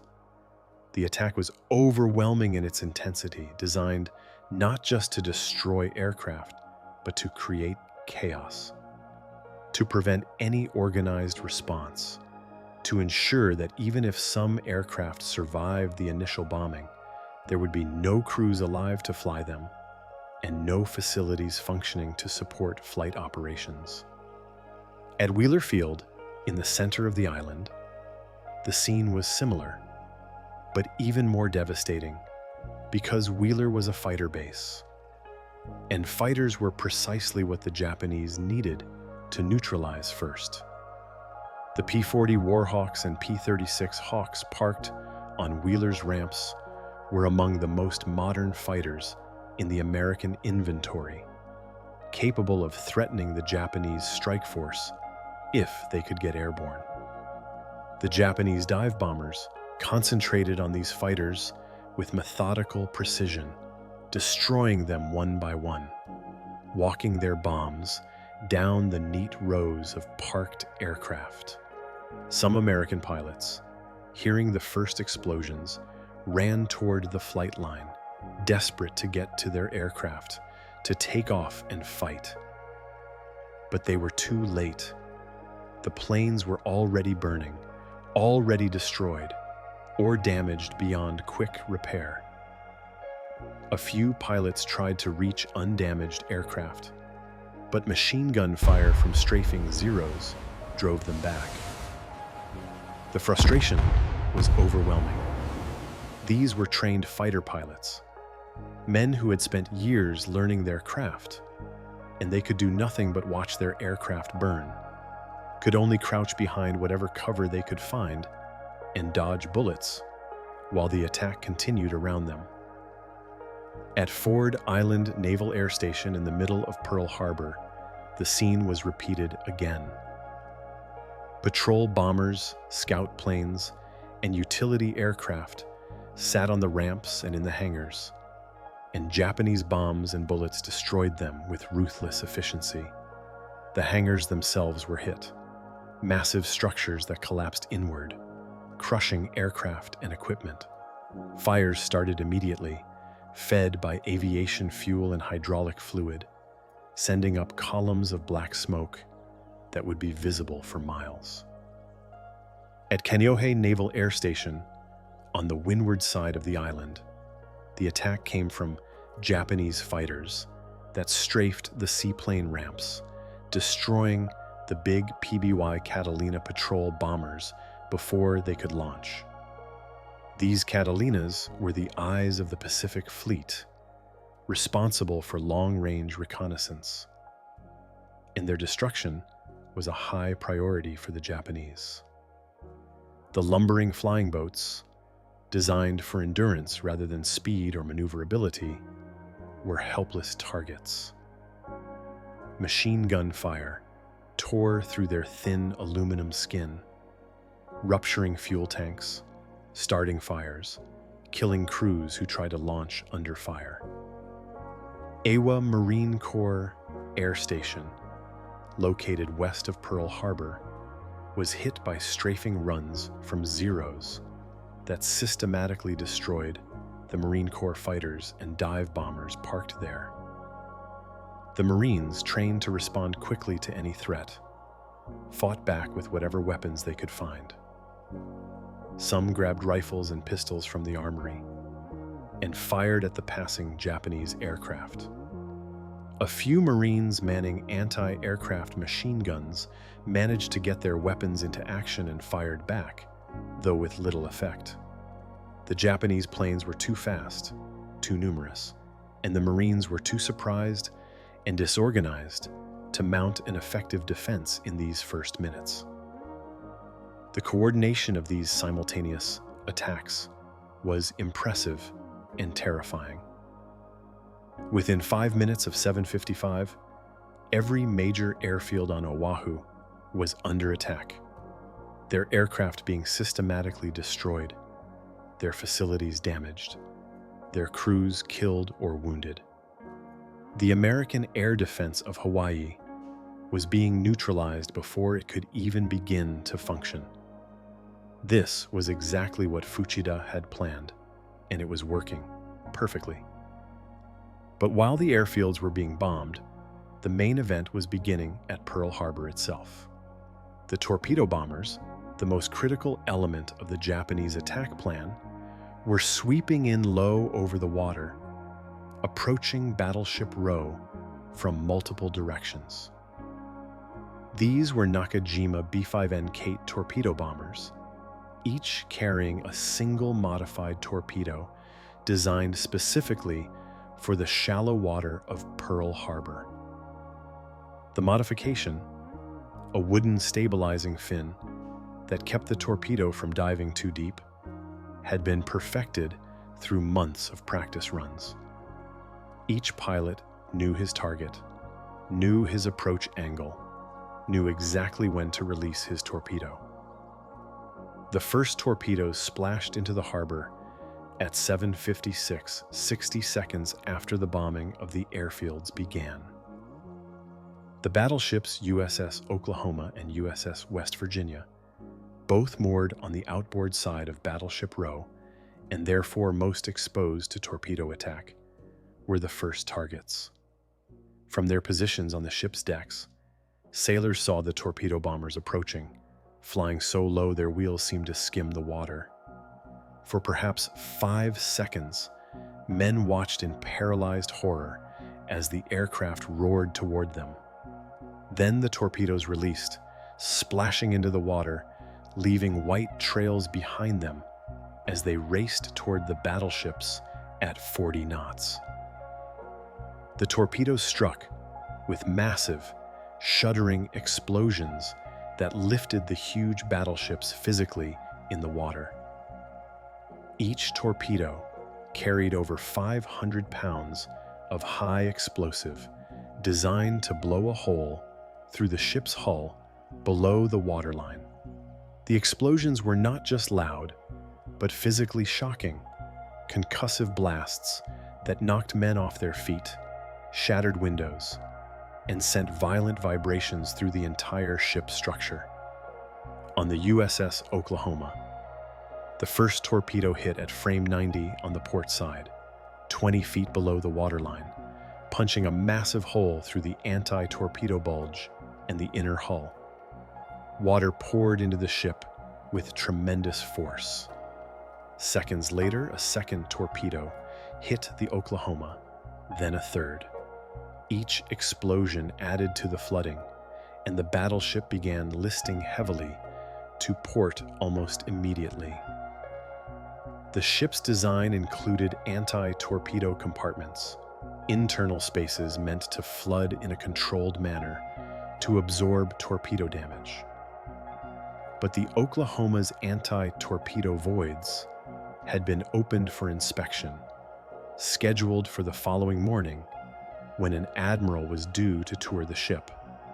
The inspection covers that should have maintained the ship's watertight integrity were removed, and now seawater poured through the opened voids directly into critical spaces. The Oklahoma's damage control party had no time to close these openings. The ship was flooding too fast. On the USS West Virginia, moored just aft of the Oklahoma, a similar scene was unfolding. Torpedoes slammed into the ship's port side, each explosion sending shockwaves through the hull.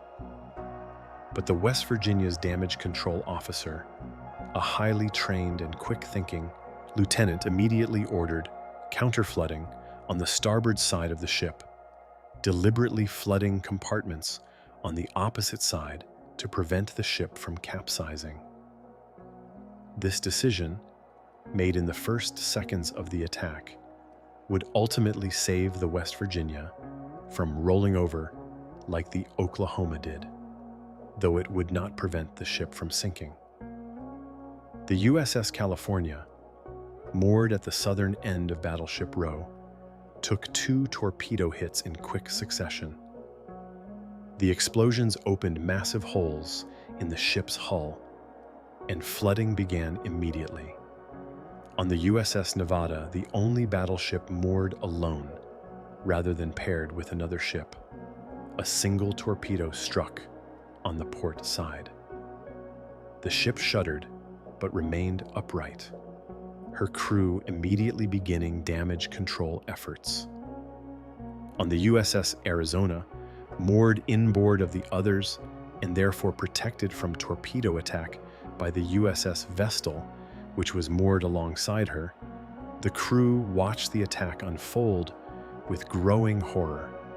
The Arizona was in a relatively protected position, but bombs were already beginning to fall, and the crew knew their turn was coming. The ship's general quarters alarm sounded, a clanging bell that sent men racing to their battle stations. But getting a battleship ready for combat takes time.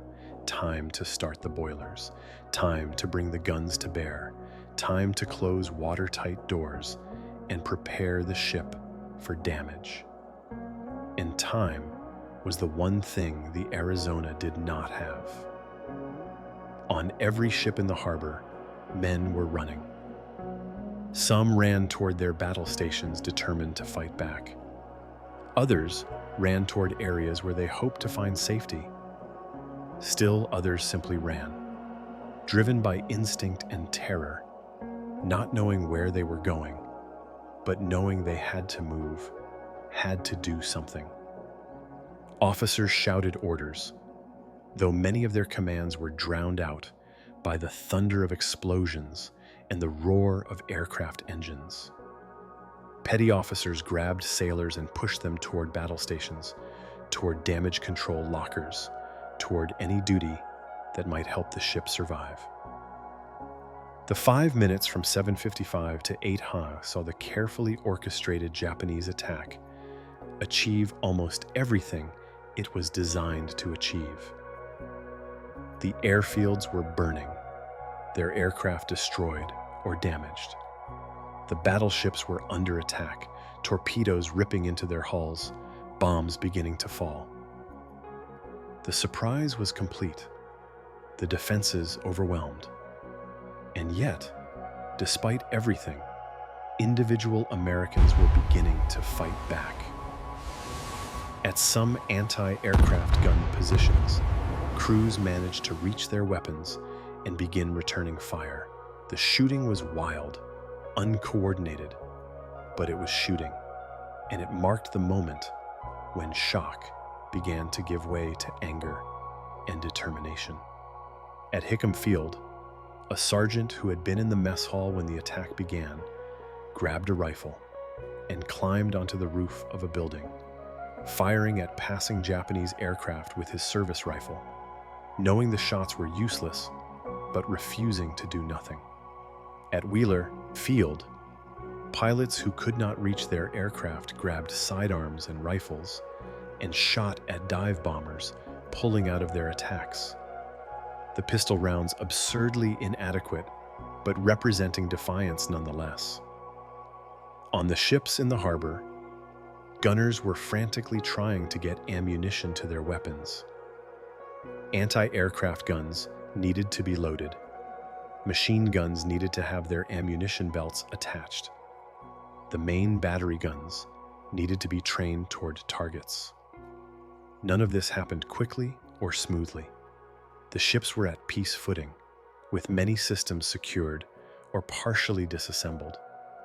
Getting ready to fight required reversing hours of shutdown procedures in a matter of minutes, and it simply could not be done fast enough. By 8 o'clock, exactly 5 minutes after the attack began, the scale of the disaster was already clear to anyone who could see the whole picture. Fuchida, circling high above in his command aircraft, surveyed the scene with professional satisfaction. The attack was proceeding almost exactly as planned. The airfields were neutralized. The battleships were under sustained attack.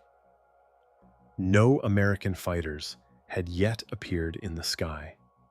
The anti-aircraft fire was minimal and uncoordinated. Everything was working. But on the ground and aboard the ships, Americans were beginning to comprehend what was happening and beginning to respond. The shock was wearing off, replaced by anger, determination, and a fierce desire to strike back.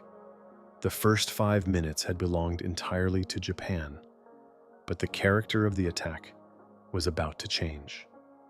The defenders were starting to fight, and the next 25 minutes would see acts of courage and sacrifice that would become legendary in American military history. 8:10 a.m. Battleship Row under fire. The 10 minutes from 8 o'clock to 10 minutes past 8 saw the most concentrated naval destruction in American history. In this brief window of time, the battleships moored along Ford Island, the pride of the Pacific Fleet, and symbols of American naval power, were systematically attacked and disabled, their massive hulls torn open by torpedoes and bombs, their crews killed by the hundreds as they struggled to fight back against an enemy they could barely see through the smoke and chaos of combat. The USS Oklahoma, having already taken 3 torpedoes in the first minutes of the attack, was now hit by 2 more in rapid succession. 5 torpedoes in less than 5 minutes was catastrophic damage for any ship, but for the Oklahoma, with her anti-torpedo voids already compromised and flooding out of control, it was a death sentence. The battleship's list to port increased dramatically, reaching 20 degrees, then 30, then 40. Commander Kenworthy, the executive officer, realized with sickening certainty that the ship was going to capsize. There was no way to stop it, no amount of counter-flooding that could compensate for the massive flooding on the port side. Approximately 8:08, Kenworthy gave the order that no naval officer ever wants to give: abandon ship. The command was passed throughout the Oklahoma by voice and by messenger, men shouting to each other through smoke-filled passageways, trying to spread the word before it was too late. But for hundreds of sailors deep in the ship's interior, working at battle stations below the waterline, the order came too late, or never came at all. As the Oklahoma rolled past 50 degrees of list, her starboard side began to emerge from the water, while her port side submerged. Men scrambled across the sharply tilted deck, trying to reach the high side, trying to jump into the water before the ship completely inverted. The Oklahoma's roll accelerated as she passed 60 degrees. Anything not secured broke loose and slid across decks, through hatches, crushing men who could not get out of the way. In the engineering spaces, the boilers, weighing many tons each, tore loose from their mountings and crashed through bulkheads, killing anyone in their path. The massive gun turrets, each weighing over 300 tons, held in place by their own weight and by mechanical locks, groaned and shifted as the ship rotated beneath them. At 8:08, 12 minutes after taking her first torpedo hit, the USS Oklahoma completed her capsize and came to rest upside down in the mud of Pearl Harbor, her keel and the bottom of her hull exposed to the sky her masts touching the harbor bottom 40 feet below. Approximately 429 men were trapped inside, some already dead from the violence of the capsizing, others alive but injured, many completely unharmed but imprisoned in darkness as the harbor water rose around them. They would pound on the hull trying to signal rescuers, and over the next few days, salvage teams would cut through the hull and rescue 32 men. But the rest would die there, entombed in the upside-down battleship, becoming part of the wreck that would lie in Pearl Harbor until it was raised in 1943 and eventually scrapped. While the Oklahoma capsized, the USS West Virginia, moored just astern of her, was fighting for her own survival. The West Virginia had been hit by possibly 6 torpedoes in the first minutes of the attack, taking terrible damage to her port side. But the ship's damage control measures, including the counter-flooding ordered immediately by her damage control officer, prevented her from capsizing. Instead, she settled slowly into the mud of the harbor, sinking more or less upright, her decks eventually coming to rest just a few feet below the surface of the water. The West Virginia's captain, Captain Mervyn Bennion, had raced to the bridge when the attack began, determined to command his ship in battle.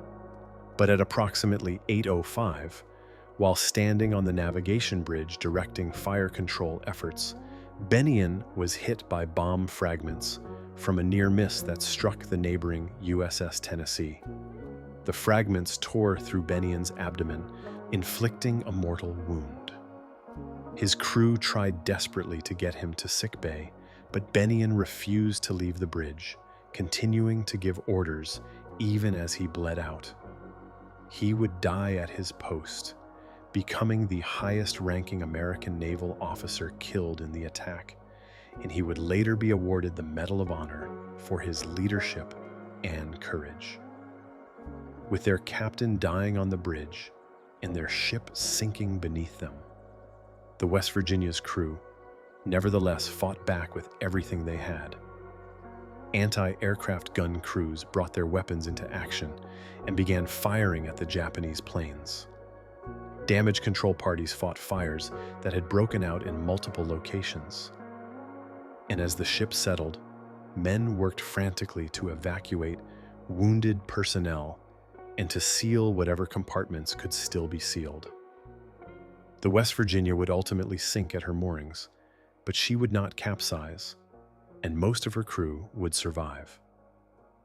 The USS California, moored at the southern end of Battleship Row, took 2 torpedo hits and suffered extensive flooding. Like the West Virginia, the California began to settle slowly, her crew fighting desperately to keep her afloat. The ship's material condition was not ideal for battle. Several of her watertight doors were open for maintenance. Her ammunition hoists were only partially operational, and her damage control equipment was not immediately accessible. These peacetime conditions, normal for a ship in port, proved catastrophic under combat conditions. The California would eventually sink, though like the West Virginia, she would settle upright and could later be raised and repaired. The USS Tennessee, moored inboard of the West Virginia, and therefore protected from torpedo attack, nevertheless took 2 bomb hits that started fires and caused significant damage. One bomb penetrated the ship's armored deck and exploded in an interior space, killing several men and starting a fire that threatened the ship's ammunition magazines. The Tennessee's crew fought the fire successfully, but the ship was effectively trapped by the sinking West Virginia, which blocked the Tennessee against the mooring keys and prevented her from moving. The USS Maryland, moored inboard of the Oklahoma, and therefore also protected from torpedoes, took 2 bomb hits but remained operational. Her crew manned their anti-aircraft batteries and returned fire, becoming one of the first battleships to actively engage the attackers. The Maryland's experience demonstrated the crucial difference between inboard and outboard berths. Ships moored alongside Ford Island were shielded from torpedoes by their outboard neighbors, though they could still be hit by bombs. The USS Nevada, moored alone at the northern end of Battleship Row, took a single torpedo hit on her port side at approximately 8 o'clock. The torpedo caused severe flooding and a list, but the Nevada's damage control parties responded quickly, counter-flooding to correct the list and containing the damage. What made the Nevada unique in this attack was not the damage she took, but what she did next, a decision that would turn her into one of the heroes of Pearl Harbor. At 8:02, the Nevada's senior officer aboard, Lieutenant Commander Francis Thomas, made a momentous decision. They would get the ship underway. Most battleships required hours to raise steam and prepare for sea, but the Nevada had been scheduled to prepare for sea that morning as part of a routine training exercise. 2 of her boilers were already hot, providing enough power to move the ship. Thomas ordered the mooring lines cast off, and the Nevada began to inch away from her berth, slowly at first, then with increasing speed as more power became available. The sight of a battleship getting underway in the middle of an attack was stunning to everyone who saw it. On other ships, sailors cheered. On the Nevada herself, the crew worked with a desperate energy, knowing that getting their ship out of the harbor might not only save the Nevada, but also prevent her from being sunk in the channel entrance, which could block the entire harbor and trap every other ship inside. The Nevada moved slowly down the channel, her anti-aircraft guns firing, bombs exploding around her. But she was moving, fighting back, refusing to die at her moorings like the other battleships. But the Nevada's sortie, brave as it was, would create a new problem. Japanese pilots, seeing a battleship attempting to escape, concentrated their attacks on her. They recognized that if they could sink the Nevada in the narrow channel leading out of Pearl Harbor, they could effectively bottle up the entire fleet, preventing any other ships from leaving. The second wave of Japanese aircraft, which arrived at approximately 8:50, would focus heavily on the Nevada, trying to sink her in the channel. But that is ahead of our story.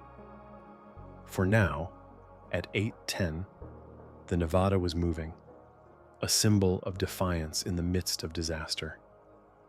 Across Battleship Row, the scene was one of controlled chaos. Fires burned on multiple ships, fed by ruptured fuel lines and exploding ammunition. The water of the harbor was covered with a thick layer of oil, much of it burning, creating patches of floating fire that added a hellish quality to the scene. Men who jumped or fell into the water had to swim through burning oil, receiving terrible burns even as they tried to escape their sinking ships. Some sailors helped their shipmates swim to safety, dragging wounded men through the oil and water. Others simply tried to survive, to reach shore, to get away from the sinking ships and the falling bombs. On Ford Island, shore personnel watched the disaster unfold with horror and helpless frustration. Medical personnel began setting up emergency aid stations to treat the wounded who were beginning to come ashore. Supply personnel broke open ammunition lockers and began distributing weapons to anyone who could use them, and photographers recognizing the historical significance of what was happening began documenting the attack, taking the photographs that would later become iconic images of December 7th. The 10 minutes from 8 to 10 past 8 had been devastating for the Pacific Fleet. Multiple battleships were sunk or sinking, hundreds of men were dead or dying, and the attack was not even half over. But the defenders were fighting back now, and the courage and determination displayed in these minutes would become part of American military legend. From the Nevada's brave sortie to the countless individual acts of heroism on every ship, the character of the American response was being defined not by the surprise or the initial helplessness, but by what men did after the first shock wore off, by how they fought and died and refused to quit, even when their ships were sinking beneath them. 8:10 a.m. The Arizona explodes. At exactly 8:10 in the morning, or perhaps a few seconds earlier by some accounts, an event occurred that would become the defining image of the Pearl Harbor attack. An explosion so catastrophic, so devastating in its scale and consequences that it would overshadow nearly everything else that happened that morning. The USS Arizona, flagship of Battleship Division 1, one of the most powerful warships in the American fleet, was struck by an armor-piercing bomb that penetrated deep into the ship and detonated her forward ammunition magazines. The resulting explosion was so massive that it lifted the 30,000-ton battleship physically out of the water, broke her back, and killed 1,177 men in an instant, more than half of all American military personnel who would die at Pearl Harbor that day. The bomb that destroyed the Arizona was dropped by a Nakajima B-5 high-level bomber flying at approximately 10,000 feet, part of a formation specifically assigned to attack the battleships with converted 16-inch armor-piercing naval shells. These bombs were designed to penetrate the thick, armored decks of battleships, something that ordinary bombs could not do. The Japanese had modified these shells by adding stabilizing fins and a special fuse that would cause the bomb to detonate after it had penetrated through the deck armor and into the ship's interior spaces. The bomb that struck the Arizona fell for almost 10 seconds, accelerating to terminal velocity, screaming down through the clear morning air.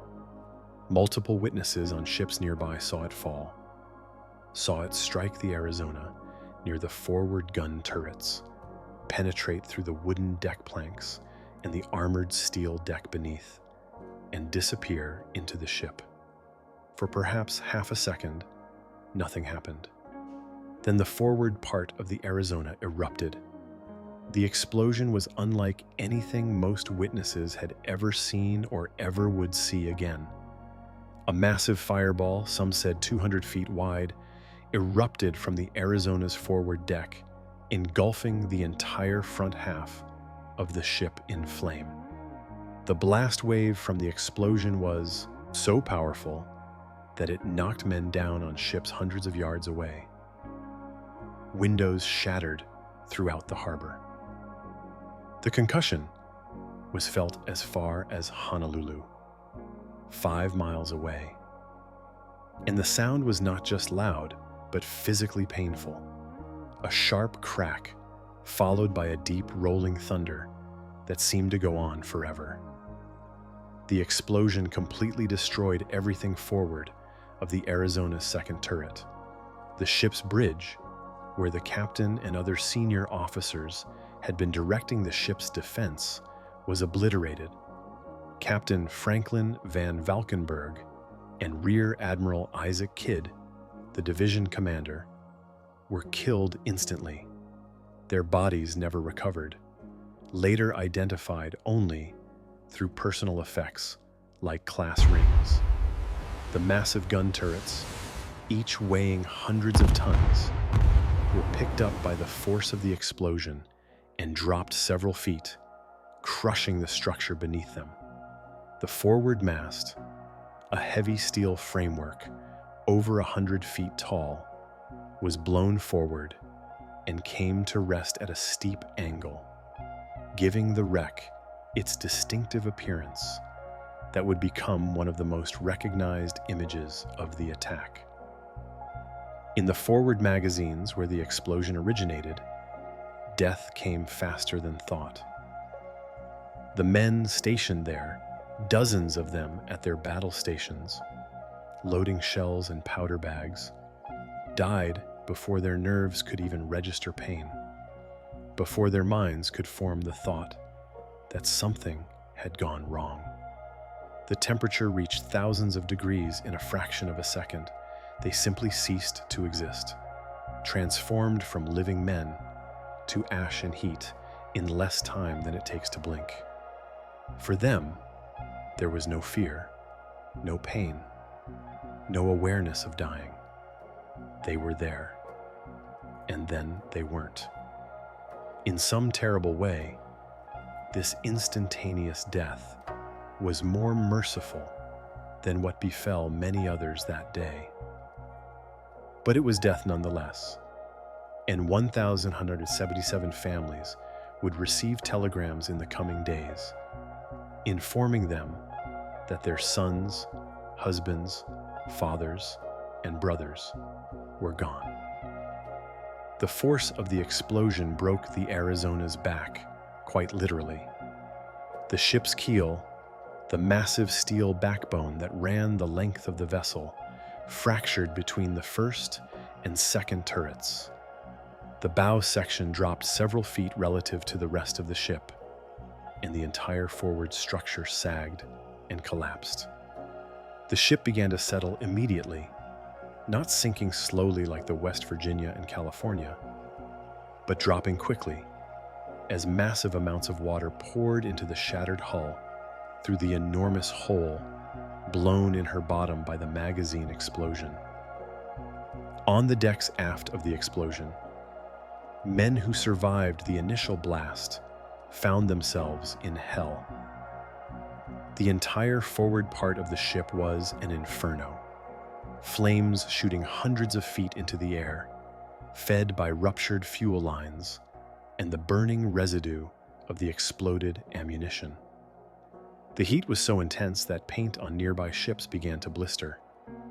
Men on the Arizona's stern, still alive but trapped by the wall of fire forward of them, had only two choices: jump into the burning oil-covered water, or try to reach the stern and the small boats that were beginning to arrive to rescue survivors.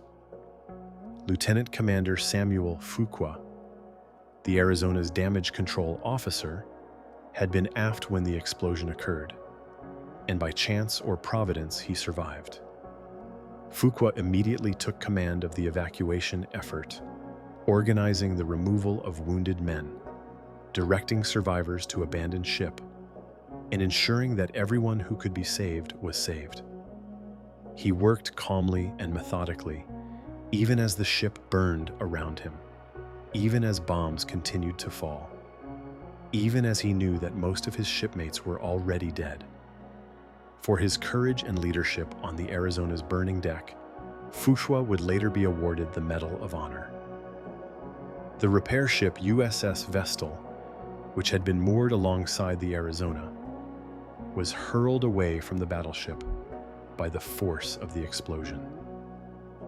The Vestal's captain, Commander Cassin Young, had been knocked unconscious by the blast and blown overboard into the burning water. He swam back to his ship, climbed aboard, resumed command, and ordered the Vestal to get underway and beach herself before she sank. His actions saved his ship and most of his crew, and he too would receive the Medal of Honor. The explosion aboard the Arizona killed more than 1,100 men in the first seconds. Most died instantly, killed by the blast or the fires. But some survived initially, trapped in compartments that had not been destroyed, but were now unreachable because of the fires and the structural damage. These men, perhaps dozens of them, would die slowly over the next minutes and hours as their air ran out, or as fire and water gradually reached their compartments. Their fate was one of the tragedies of Pearl Harbor that could not be prevented. Rescue was impossible. The ship was too damaged, the fires too intense, the risk to rescuers too great. The Arizona burned for 2.5 days after the attack, the fires finally extinguished only when the last of the fuel oil was consumed and there was nothing left to burn. When the fires finally died, the ship was a total loss. Her hull shattered, her interior spaces flooded or fire-gutted, her structure so damaged that salvage was deemed impossible. The decision was made to leave the Arizona where she lay, to preserve the wreck as a memorial to the men who died aboard her.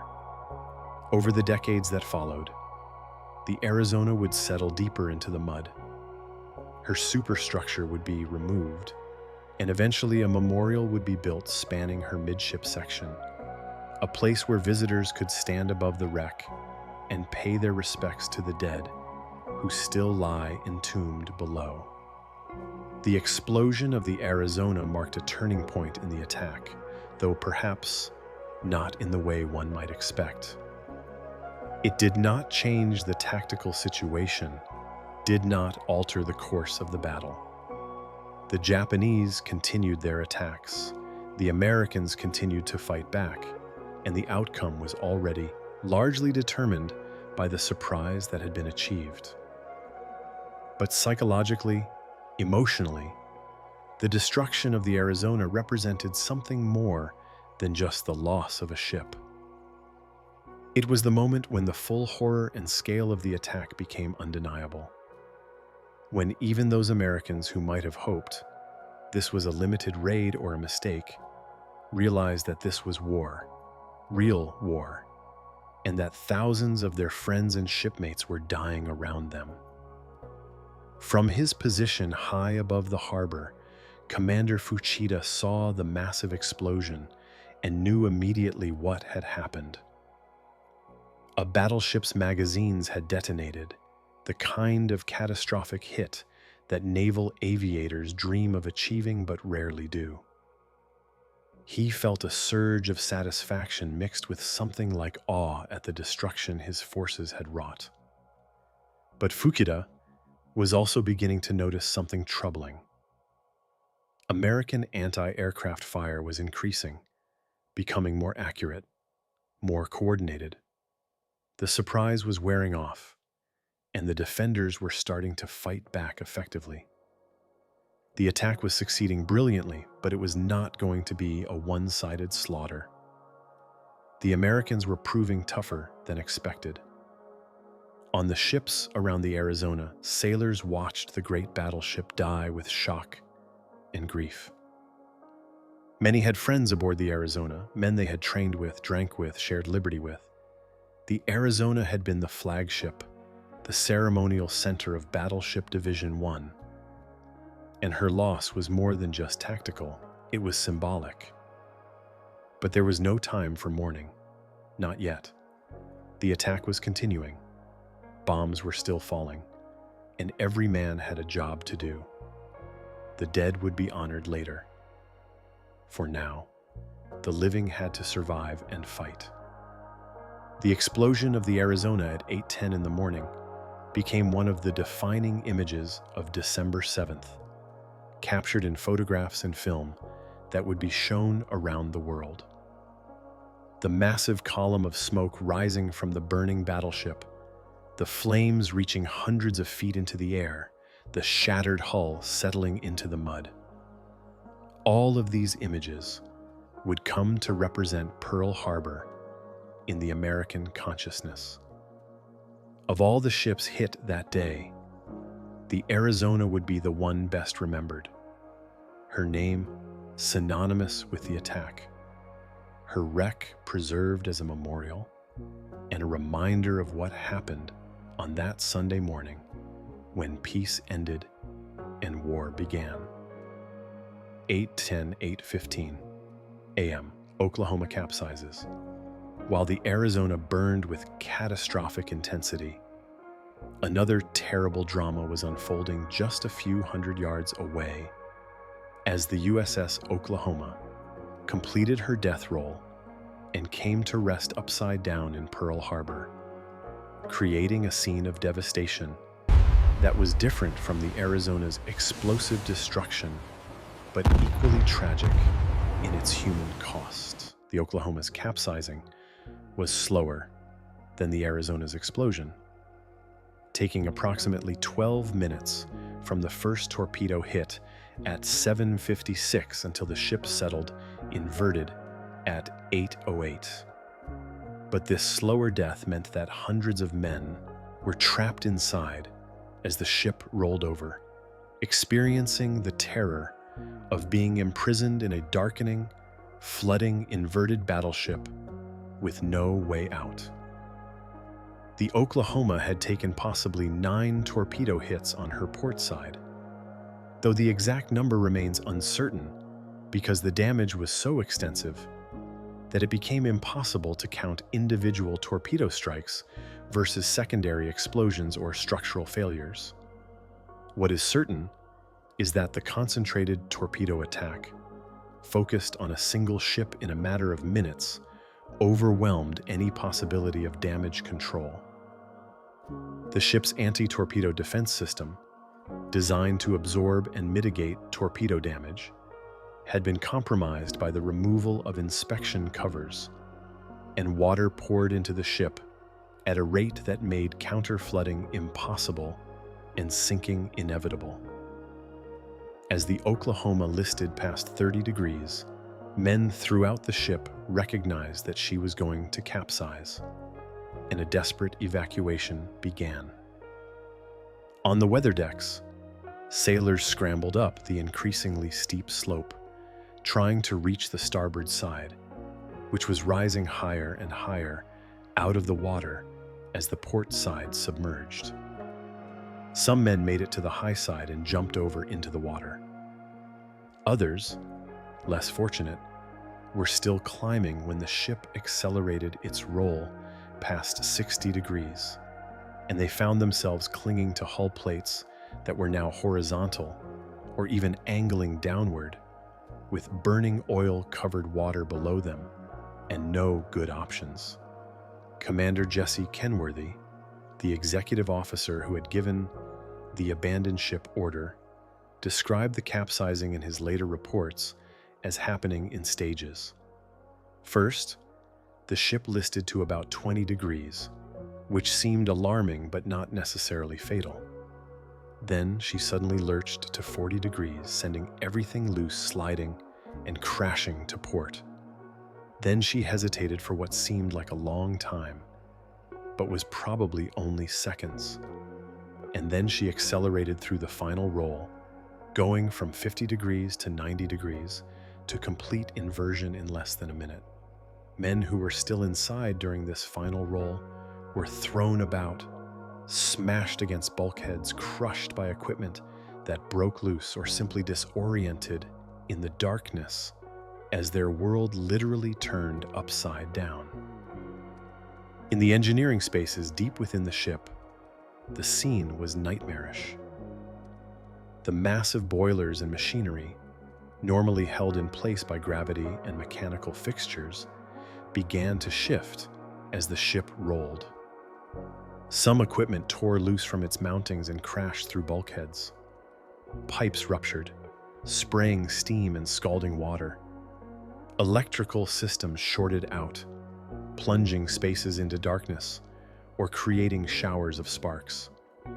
And everywhere, the sound of the ship dying, the groaning of steel under impossible stress, the boom of bulkheads failing, the thunder of water rushing in through breached hull plating. Men in these spaces had little chance of escape. The normal escape routes, ladders leading upward through multiple decks, were now tilted at impossible angles or completely inverted. Hatches that opened upward when the ship was upright now opened downward, making them almost impossible to operate. And even if men could reach an escape route, they had to navigate through darkness, through rising water, through spaces that were no longer oriented the way their training had taught them to expect. Some men made it. Most did not. When the Oklahoma finally settled inverted, her keel and bottom were exposed, rising about 15 feet above the surface of the harbor.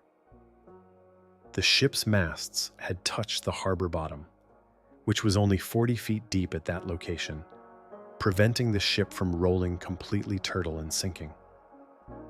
This small mercy meant that parts of the ship's interior remained above the waterline, creating air pockets where men could survive, at least temporarily.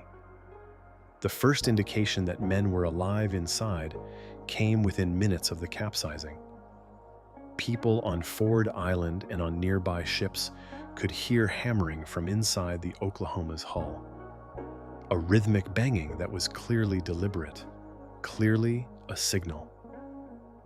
The trapped men were using whatever they could find: wrenches, hammers, pieces of pipe, to pound on the hull in Morse code SOS, SS patterns, or just to make noise, to let the outside world know they were alive and needed help. The sound was steady, insistent, desperate. Tap, tap, tap. We're here. We're alive. Please help us. Imagine being trapped inside. The world has literally turned upside down. The floor is now the ceiling. Ladders lead in the wrong direction. Water is rising, not from below as your training taught you to expect, but from above, seeping down through deck seams and hatches that now open toward the harbor bottom. The air is thick and getting thicker, hard to breathe, tasting of salt and oil and fear. You can hear voices of other trapped men, some shouting, some crying, some praying. You can hear the muffled sounds of the ongoing attack outside.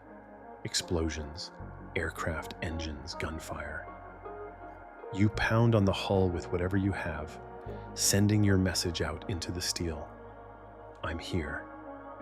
I'm alive. Someone please help me. And then you wait in the darkness, breathing stale air, hoping that the sounds you hear on the other side of that steel plate are rescuers coming for you, not water coming to drown you. The Navy's response was immediate, but limited. Rescue teams assembled quickly, bringing cutting torches and other equipment to the overturned hull. But cutting into a ship's hull is dangerous under the best circumstances, and these were far from the best circumstances. The hull was thick steel, designed to resist battle damage, not easy to cut through. And cutting had to be done carefully, because there was no way to know exactly where the trapped men were. No way to know if cutting in one location might flood a pocket of air and kill the men they were trying to save. Every cut was a gamble, and the rescuers knew it. Over the next few days, rescue teams would work almost continuously on the Oklahoma, cutting holes in the hull, reaching into dark compartments, pulling out survivors. They saved 32 men, some of whom had been trapped for more than 24 hours, surviving on the last reserves of air in sealed compartments that had somehow remained relatively intact. These rescues were celebrated as miracles, and the men who performed them were hailed as heroes. But for every man saved, another 10 or 15 remained trapped. And eventually, the decision was made to stop rescue operations. The air in the remaining sealed compartments had run out. Anyone still inside was dead, and the risk to rescuers was too great to continue. The Oklahoma's casualties were eventually determined to be 429 men, the second highest toll on any ship after the Arizona. But unlike the Arizona's dead, most of whom died instantly in the magazine explosion, many of the Oklahoma's casualties died slowly, trapped in darkness, as their air gradually ran out and water slowly rose around them. Some died from injuries sustained during the capsizing. Others died from drowning as their compartments gradually flooded. But many simply suffocated, using up the last oxygen in their sealed chambers, dying in darkness over hours or even days. It was a terrible way to die, and the knowledge that rescuers were so close, just inches away on the other side of steel plate, that might as well have been 1,000 miles, must have made it unbearable. The fate of the Oklahoma affected the Navy deeply, perhaps more deeply than any other single event at Pearl Harbor except the Arizona. The capsizing raised uncomfortable questions about ship design, about damage control procedures, about the vulnerability of battleships to massed torpedo attack.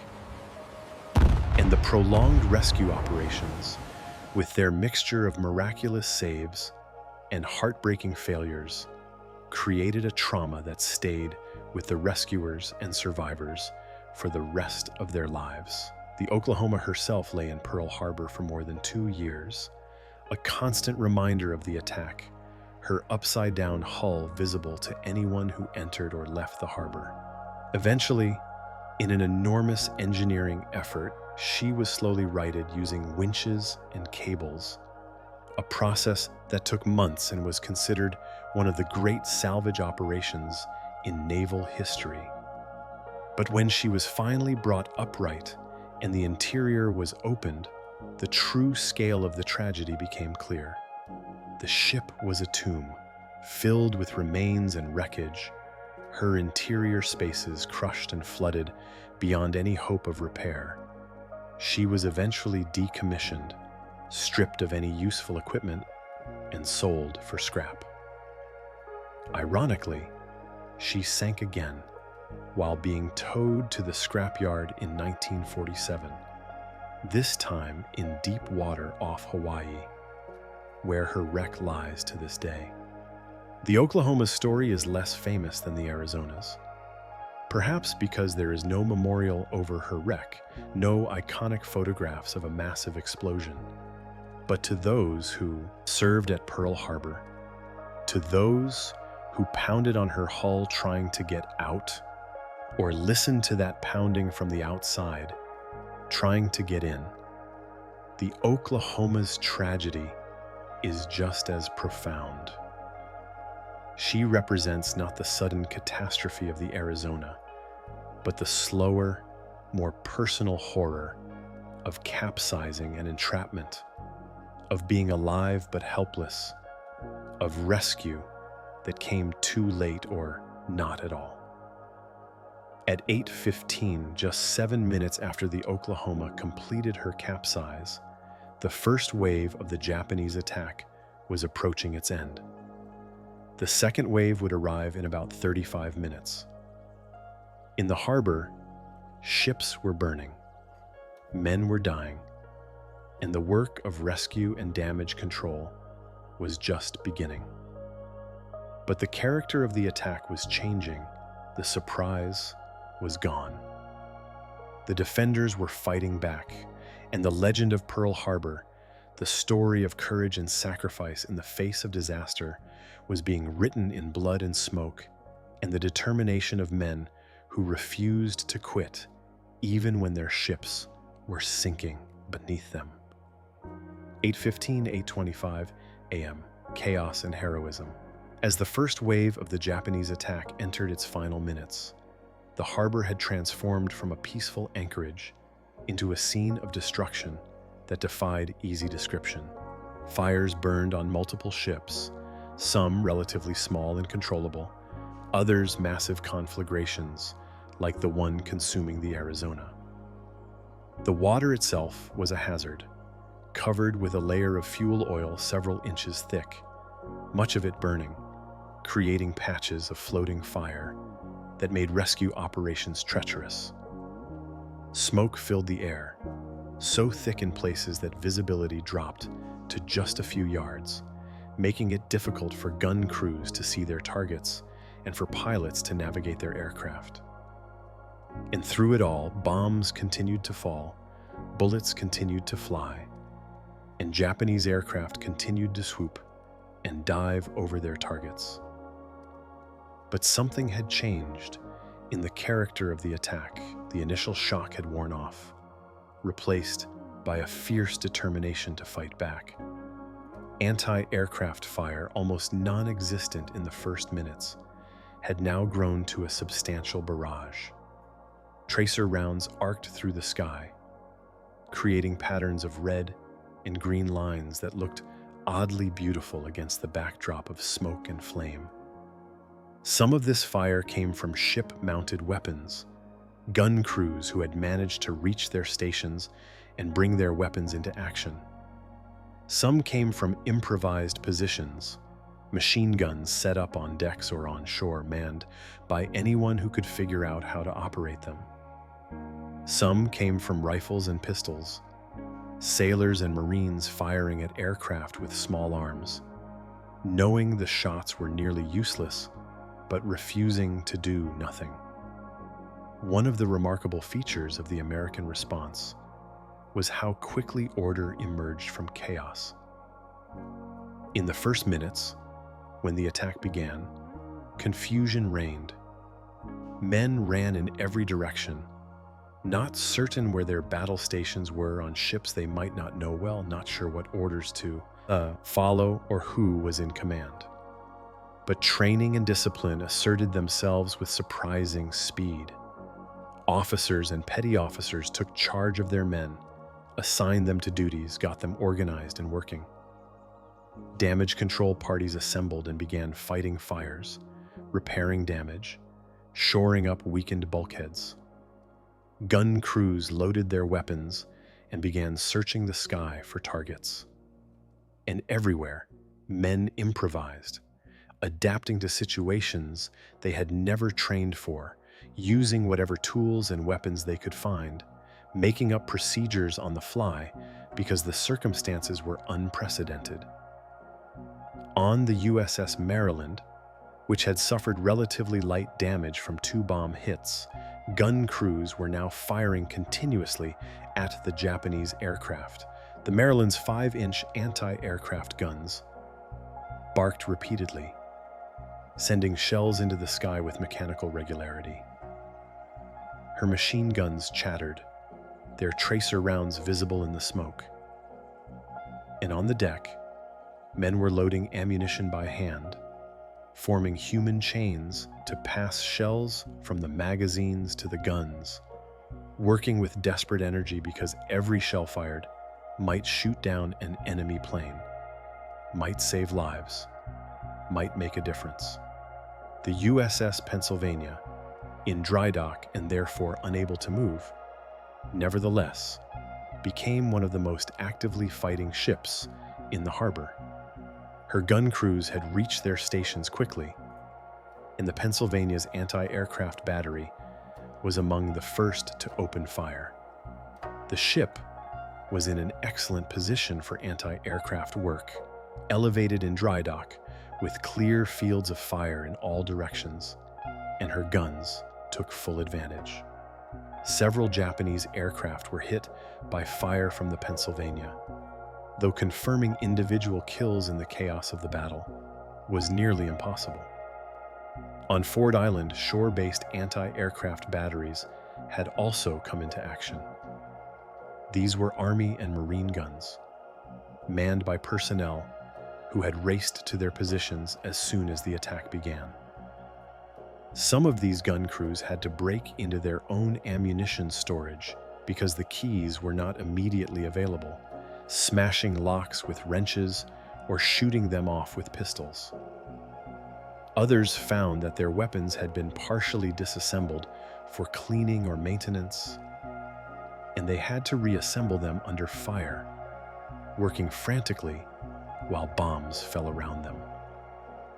But they got their guns working, and they began to shoot.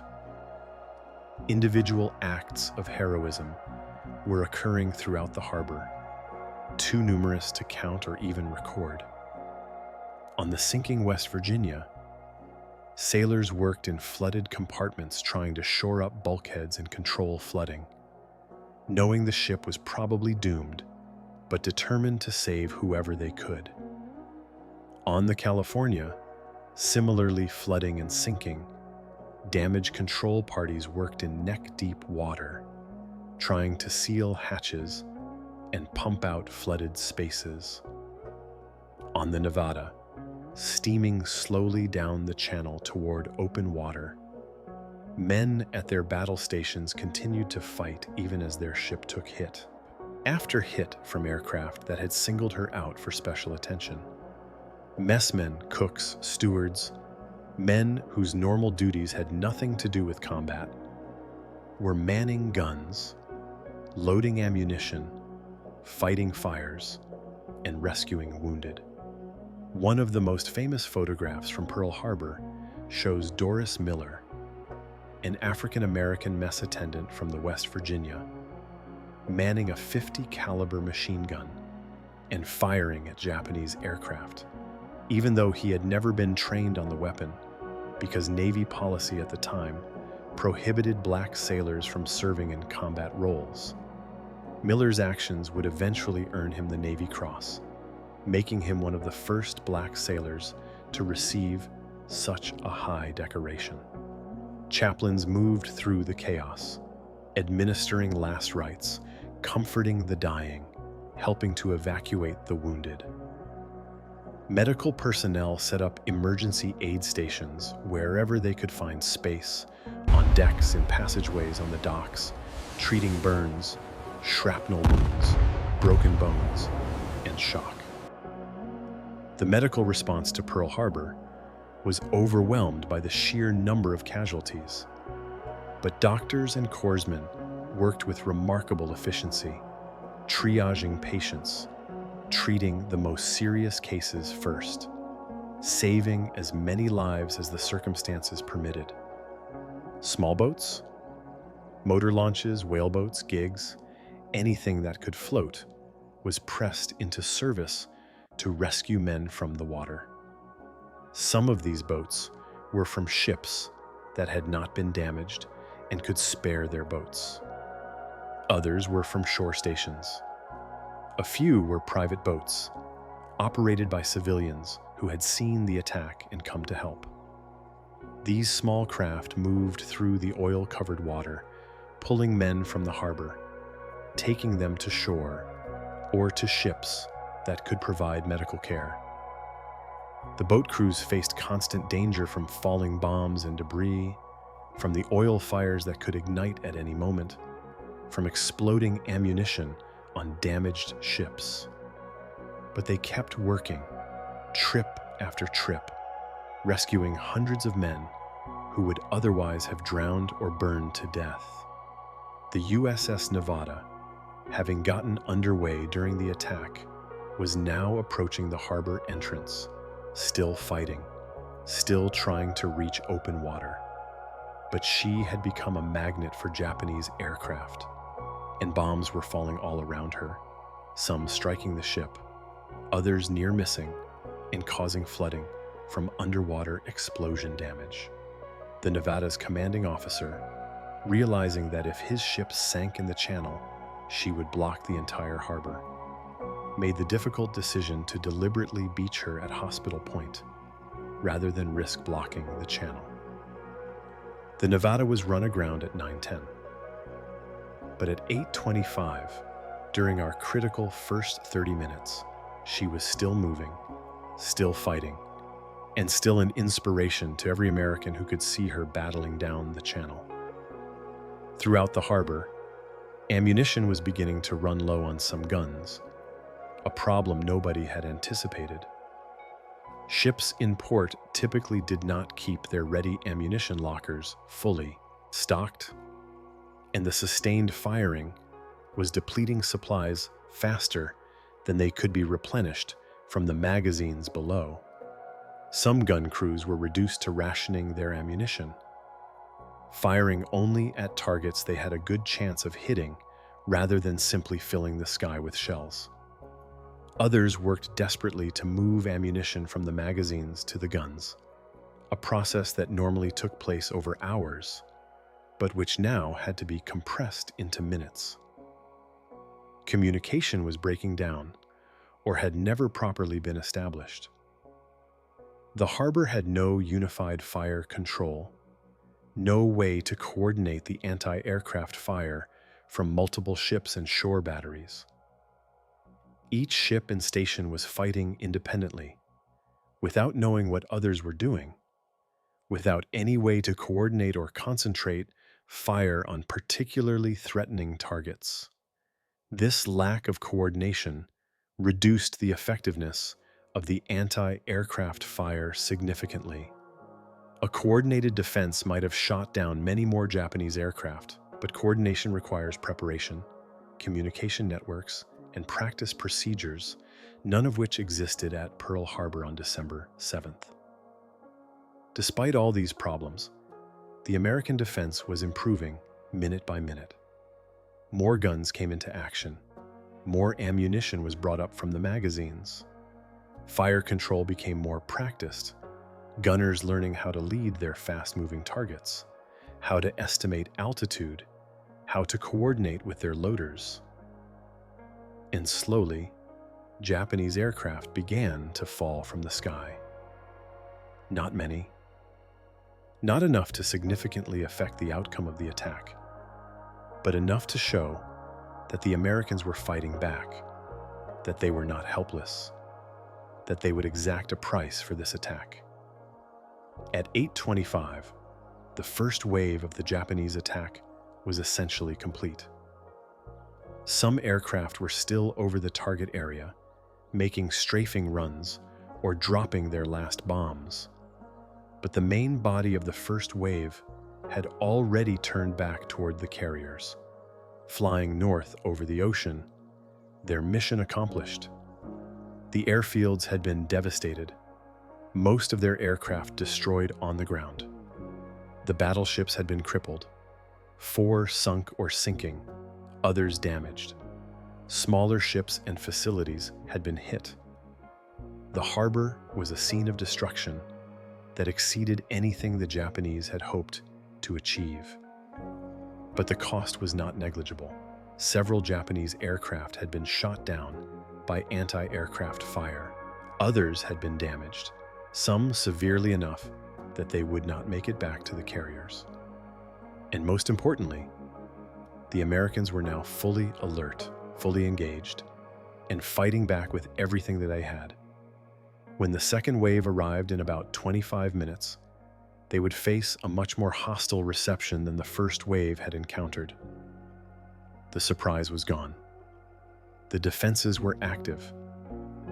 And while the second wave would still inflict significant damage, it would do so at a much higher cost.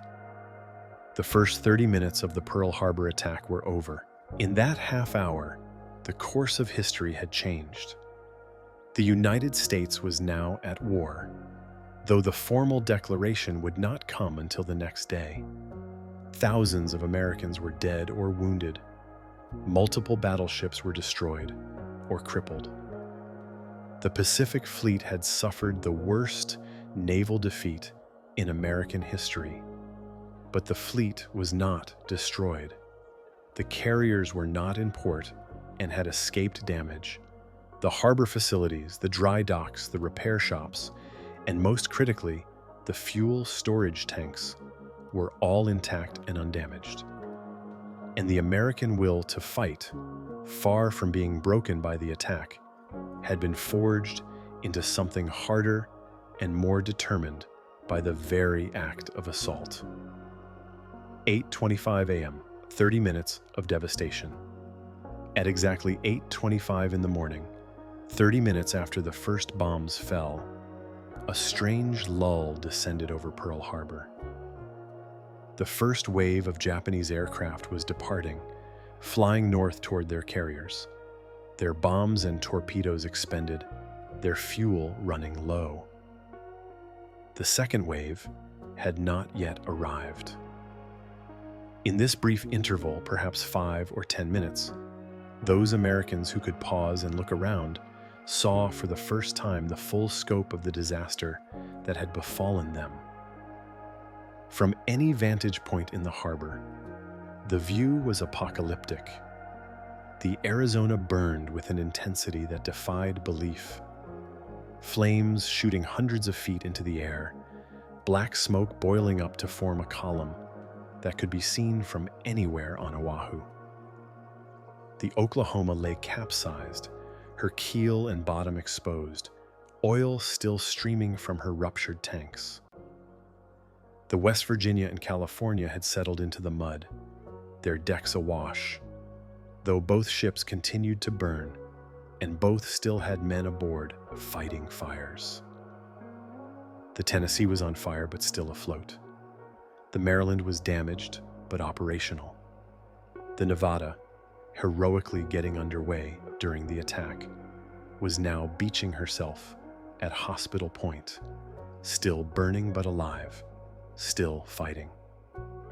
Across the harbor, at the dry dock, the USS Pennsylvania stood relatively undamaged, but the destroyers Cassin and Downs, which had been in dry dock beside her, were burning fiercely.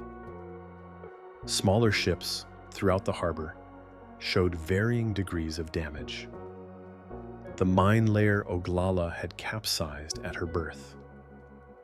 The target ship Utah, moored on the west side of Ford Island, had also capsized, taking 58 men with her.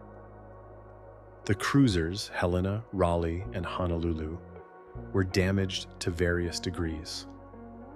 The repair ship Vestal, blown away from the Arizona by that battleship's magazine explosion, was beached and burning.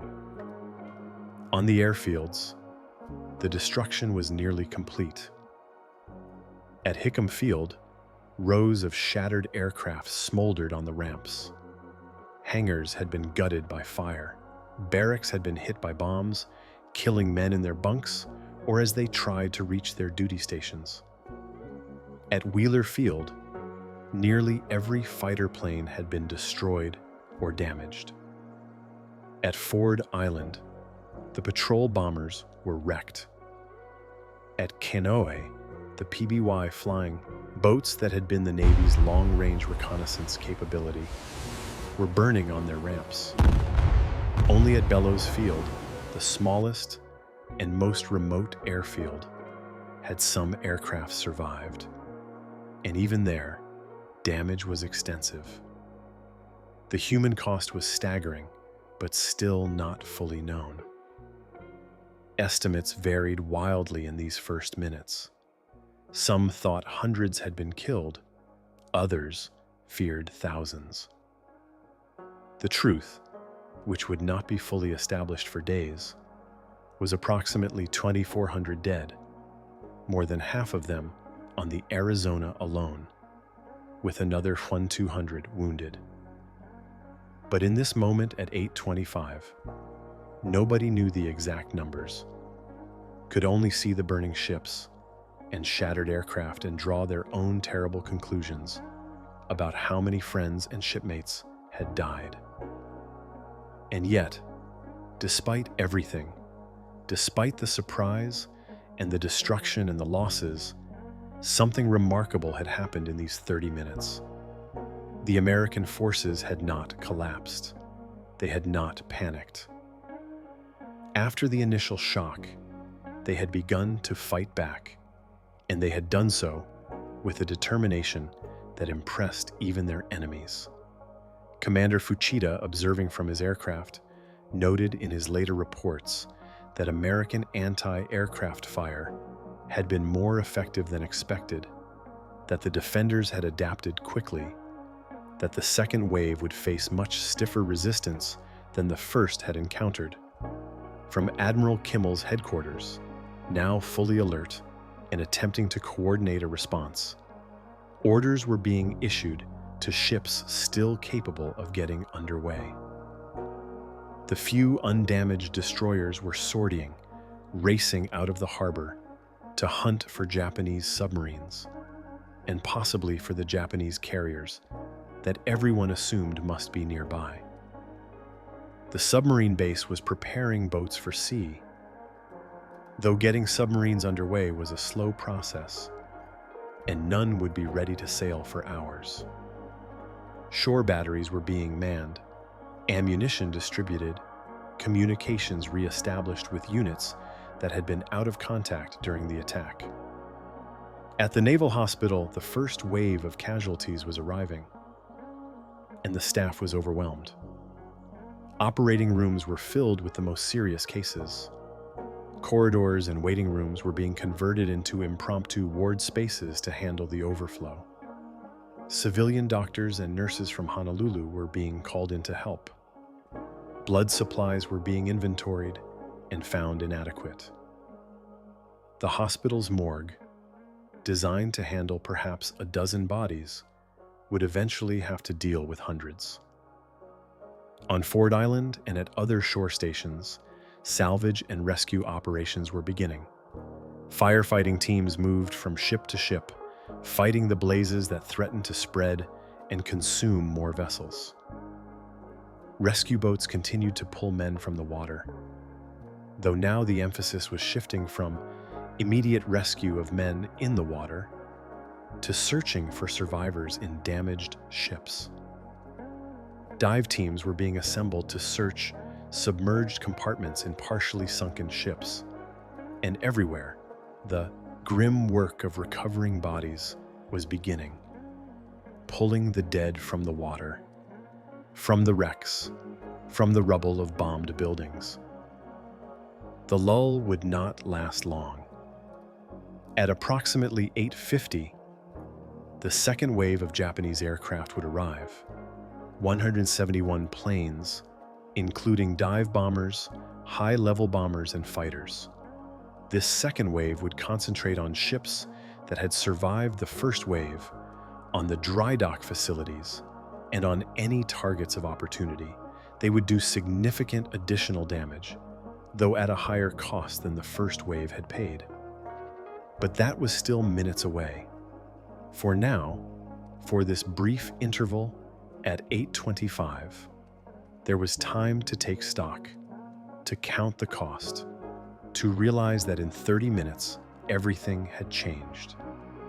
Lieutenant Commander Logan Ramsey, standing on Ford Island, looked out over the harbor and realized that American isolationism had just ended, that the debate about whether America should enter the World War was over, settled not by politicians or diplomats, but by Japanese bombs and torpedo. He felt grief for the dead, anger at the attackers, and a strange sense of inevitability, as if this moment had been coming for years and had finally arrived.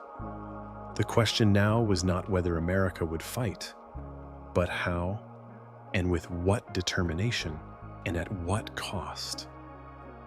Sailors pulled from the burning water, covered in oil, some burned, all exhausted, lay on the decks of rescue boats or on the docks, staring at the sky with a 1,000-yard stare that would become familiar in the years to come. They had survived, but they had also witnessed things that would haunt them forever. Friends dead, ships sinking, the sudden terrible knowledge that war was not glorious or exciting, but chaotic and terrifying and deadly.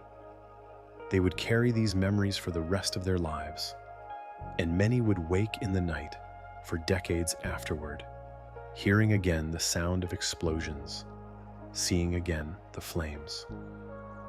Officers tried to assess the damage and plan responses, but reliable information was scarce. Which ships could still fight? Which were beyond saving? How many aircraft were left operational? Where were the Japanese carriers? Would there be a third wave? An invasion? These questions had no good answers yet, and decisions had to be made on incomplete information, under stress, while bombs might start falling again at any moment. At 8:25, 30 minutes after the attack began, Pearl Harbor was wounded but not dead, hurt but not helpless, damaged but not defeated. The ships that remained afloat were ready to fight. The shore batteries were manned and looking for targets. The few aircraft that had survived were being fueled and armed. And the men, shock giving way to anger, fear transformed into determination, were ready to fight back against whatever came next. The first 30 minutes of the Pearl Harbor attack established the parameters of the disaster, but also revealed the character of the American response. In the chaos and destruction, Americans had acted with courage and initiative. They had fought when they could fight, rescued when they could rescue, endured when they could do nothing else. They had not given up. They had not quit. And this determination, this refusal to be broken by the surprise attack, would define America's response not just to Pearl Harbor, but to the entire war that followed. The second wave was approaching. The attack would continue. More men would die, more ships would be damaged. But the worst was over, though nobody knew it yet. The surprise was gone. The defenses were alert. And from this moment forward, every Japanese aircraft would face a sky full of anti-aircraft fire, a harbor full of angry men with guns, and a nation that had been awakened to war in the most violent way possible. Echoes through time. The attack on Pearl Harbor continued for another hour and 15 minutes after our 30-minute mark. The second wave arrived at 8:50 and pressed home attacks against the Nevada, against ships in the dry dock, against any target that seemed vulnerable. But the second wave faced much heavier anti-aircraft fire and lost more planes than the first wave. By 10:03, the last Japanese aircraft had departed, flying back to their carriers, leaving behind a harbor transformed from peaceful anchorage to scene of devastation. When the guns finally fell silent and the last aircraft disappeared over the horizon, the work of salvage, rescue, and recovery began in earnest. Some of it would take days, cutting into capsized ships to rescue trapped men, fighting fires that burned for days, recovering bodies from the water and from the wrecks. Some of it would take months, raising sunken ships, repairing damaged vessels, rebuilding the infrastructure of the naval base. And some of it would take years, fully understanding what had happened, learning the lessons, transforming a peacetime navy into a wartime fleet. The casualties were finally tallied at 2,404 American military and civilian dead and 1,178 wounded. 21 ships were sunk or damaged, including all 8 battleships present in the harbor. 188 aircraft were destroyed on the ground. The material losses were enormous. The human losses devastating.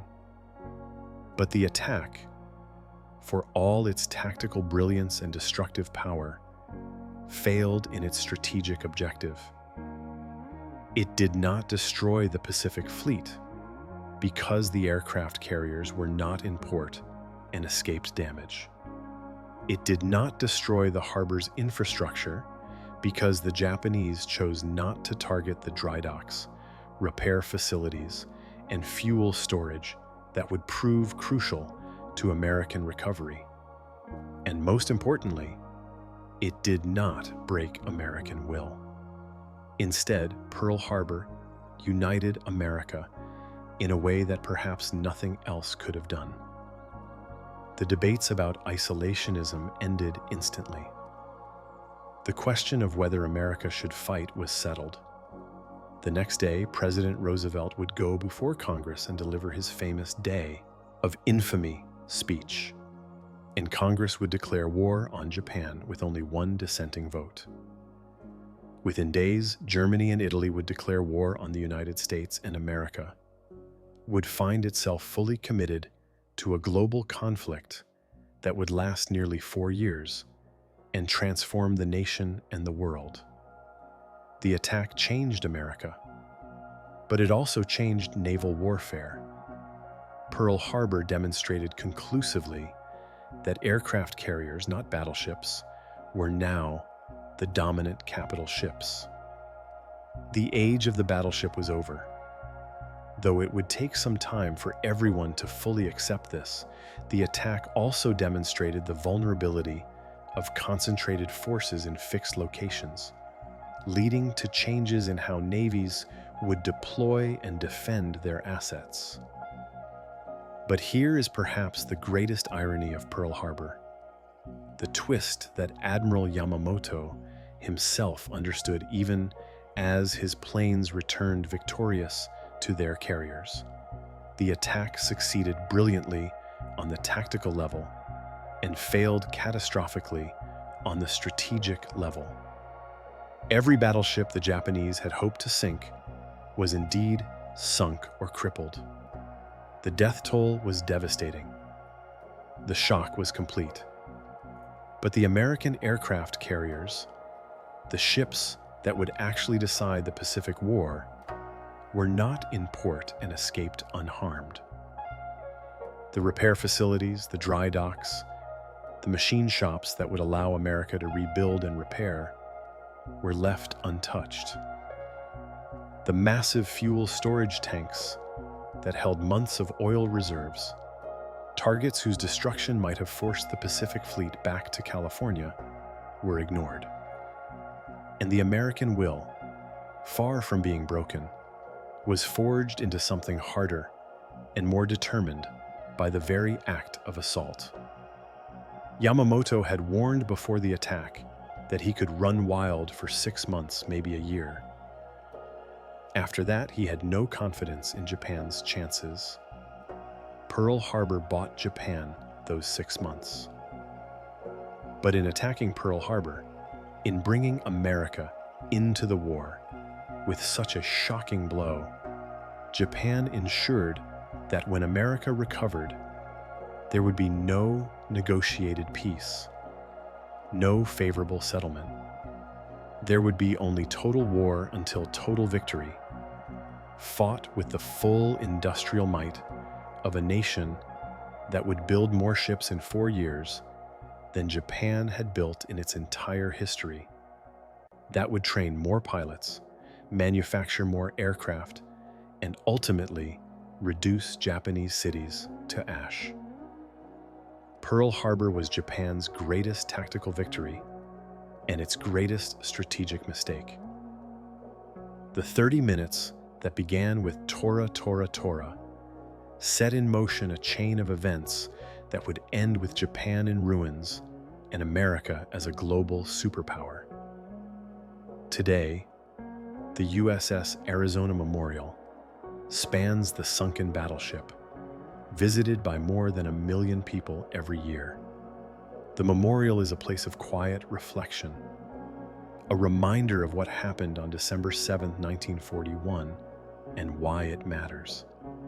Visitors stand above the wreck, looking down into the clear water at the rusted hull that still leaks oil, drops rising to the surface like tears, sometimes called the tears of the Arizona. The names of the 17 men who died aboard the ship are inscribed on a marble wall, each name representing a life cut short, a future stolen, a family left grieving. The USS Oklahoma Memorial stands nearby, honoring the 429 men lost when that battleship capsized. The USS Utah Memorial marks the wreck of that ship on the west side of Ford Island, and the USS Missouri, the battleship on which Japan would sign the surrender documents in September 1945, is moored just aft of the Arizona Memorial, creating a powerful visual connection between the beginning and the end of America's involvement in World War II. Pearl Harbor asks us to remember, but also to learn. To remember the men who died, certainly, but also the men who fought back, who survived, who rebuilt. To remember the tragedy of the surprise attack, but also the resilience of those who endured it.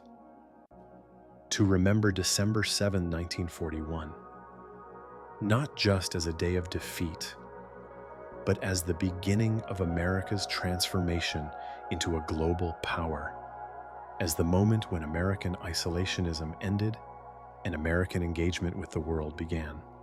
The first 30 minutes of the Pearl Harbor attack were the most critical 30 minutes, the moments when surprise was complete, when the defenders were most vulnerable, when the most damage was done.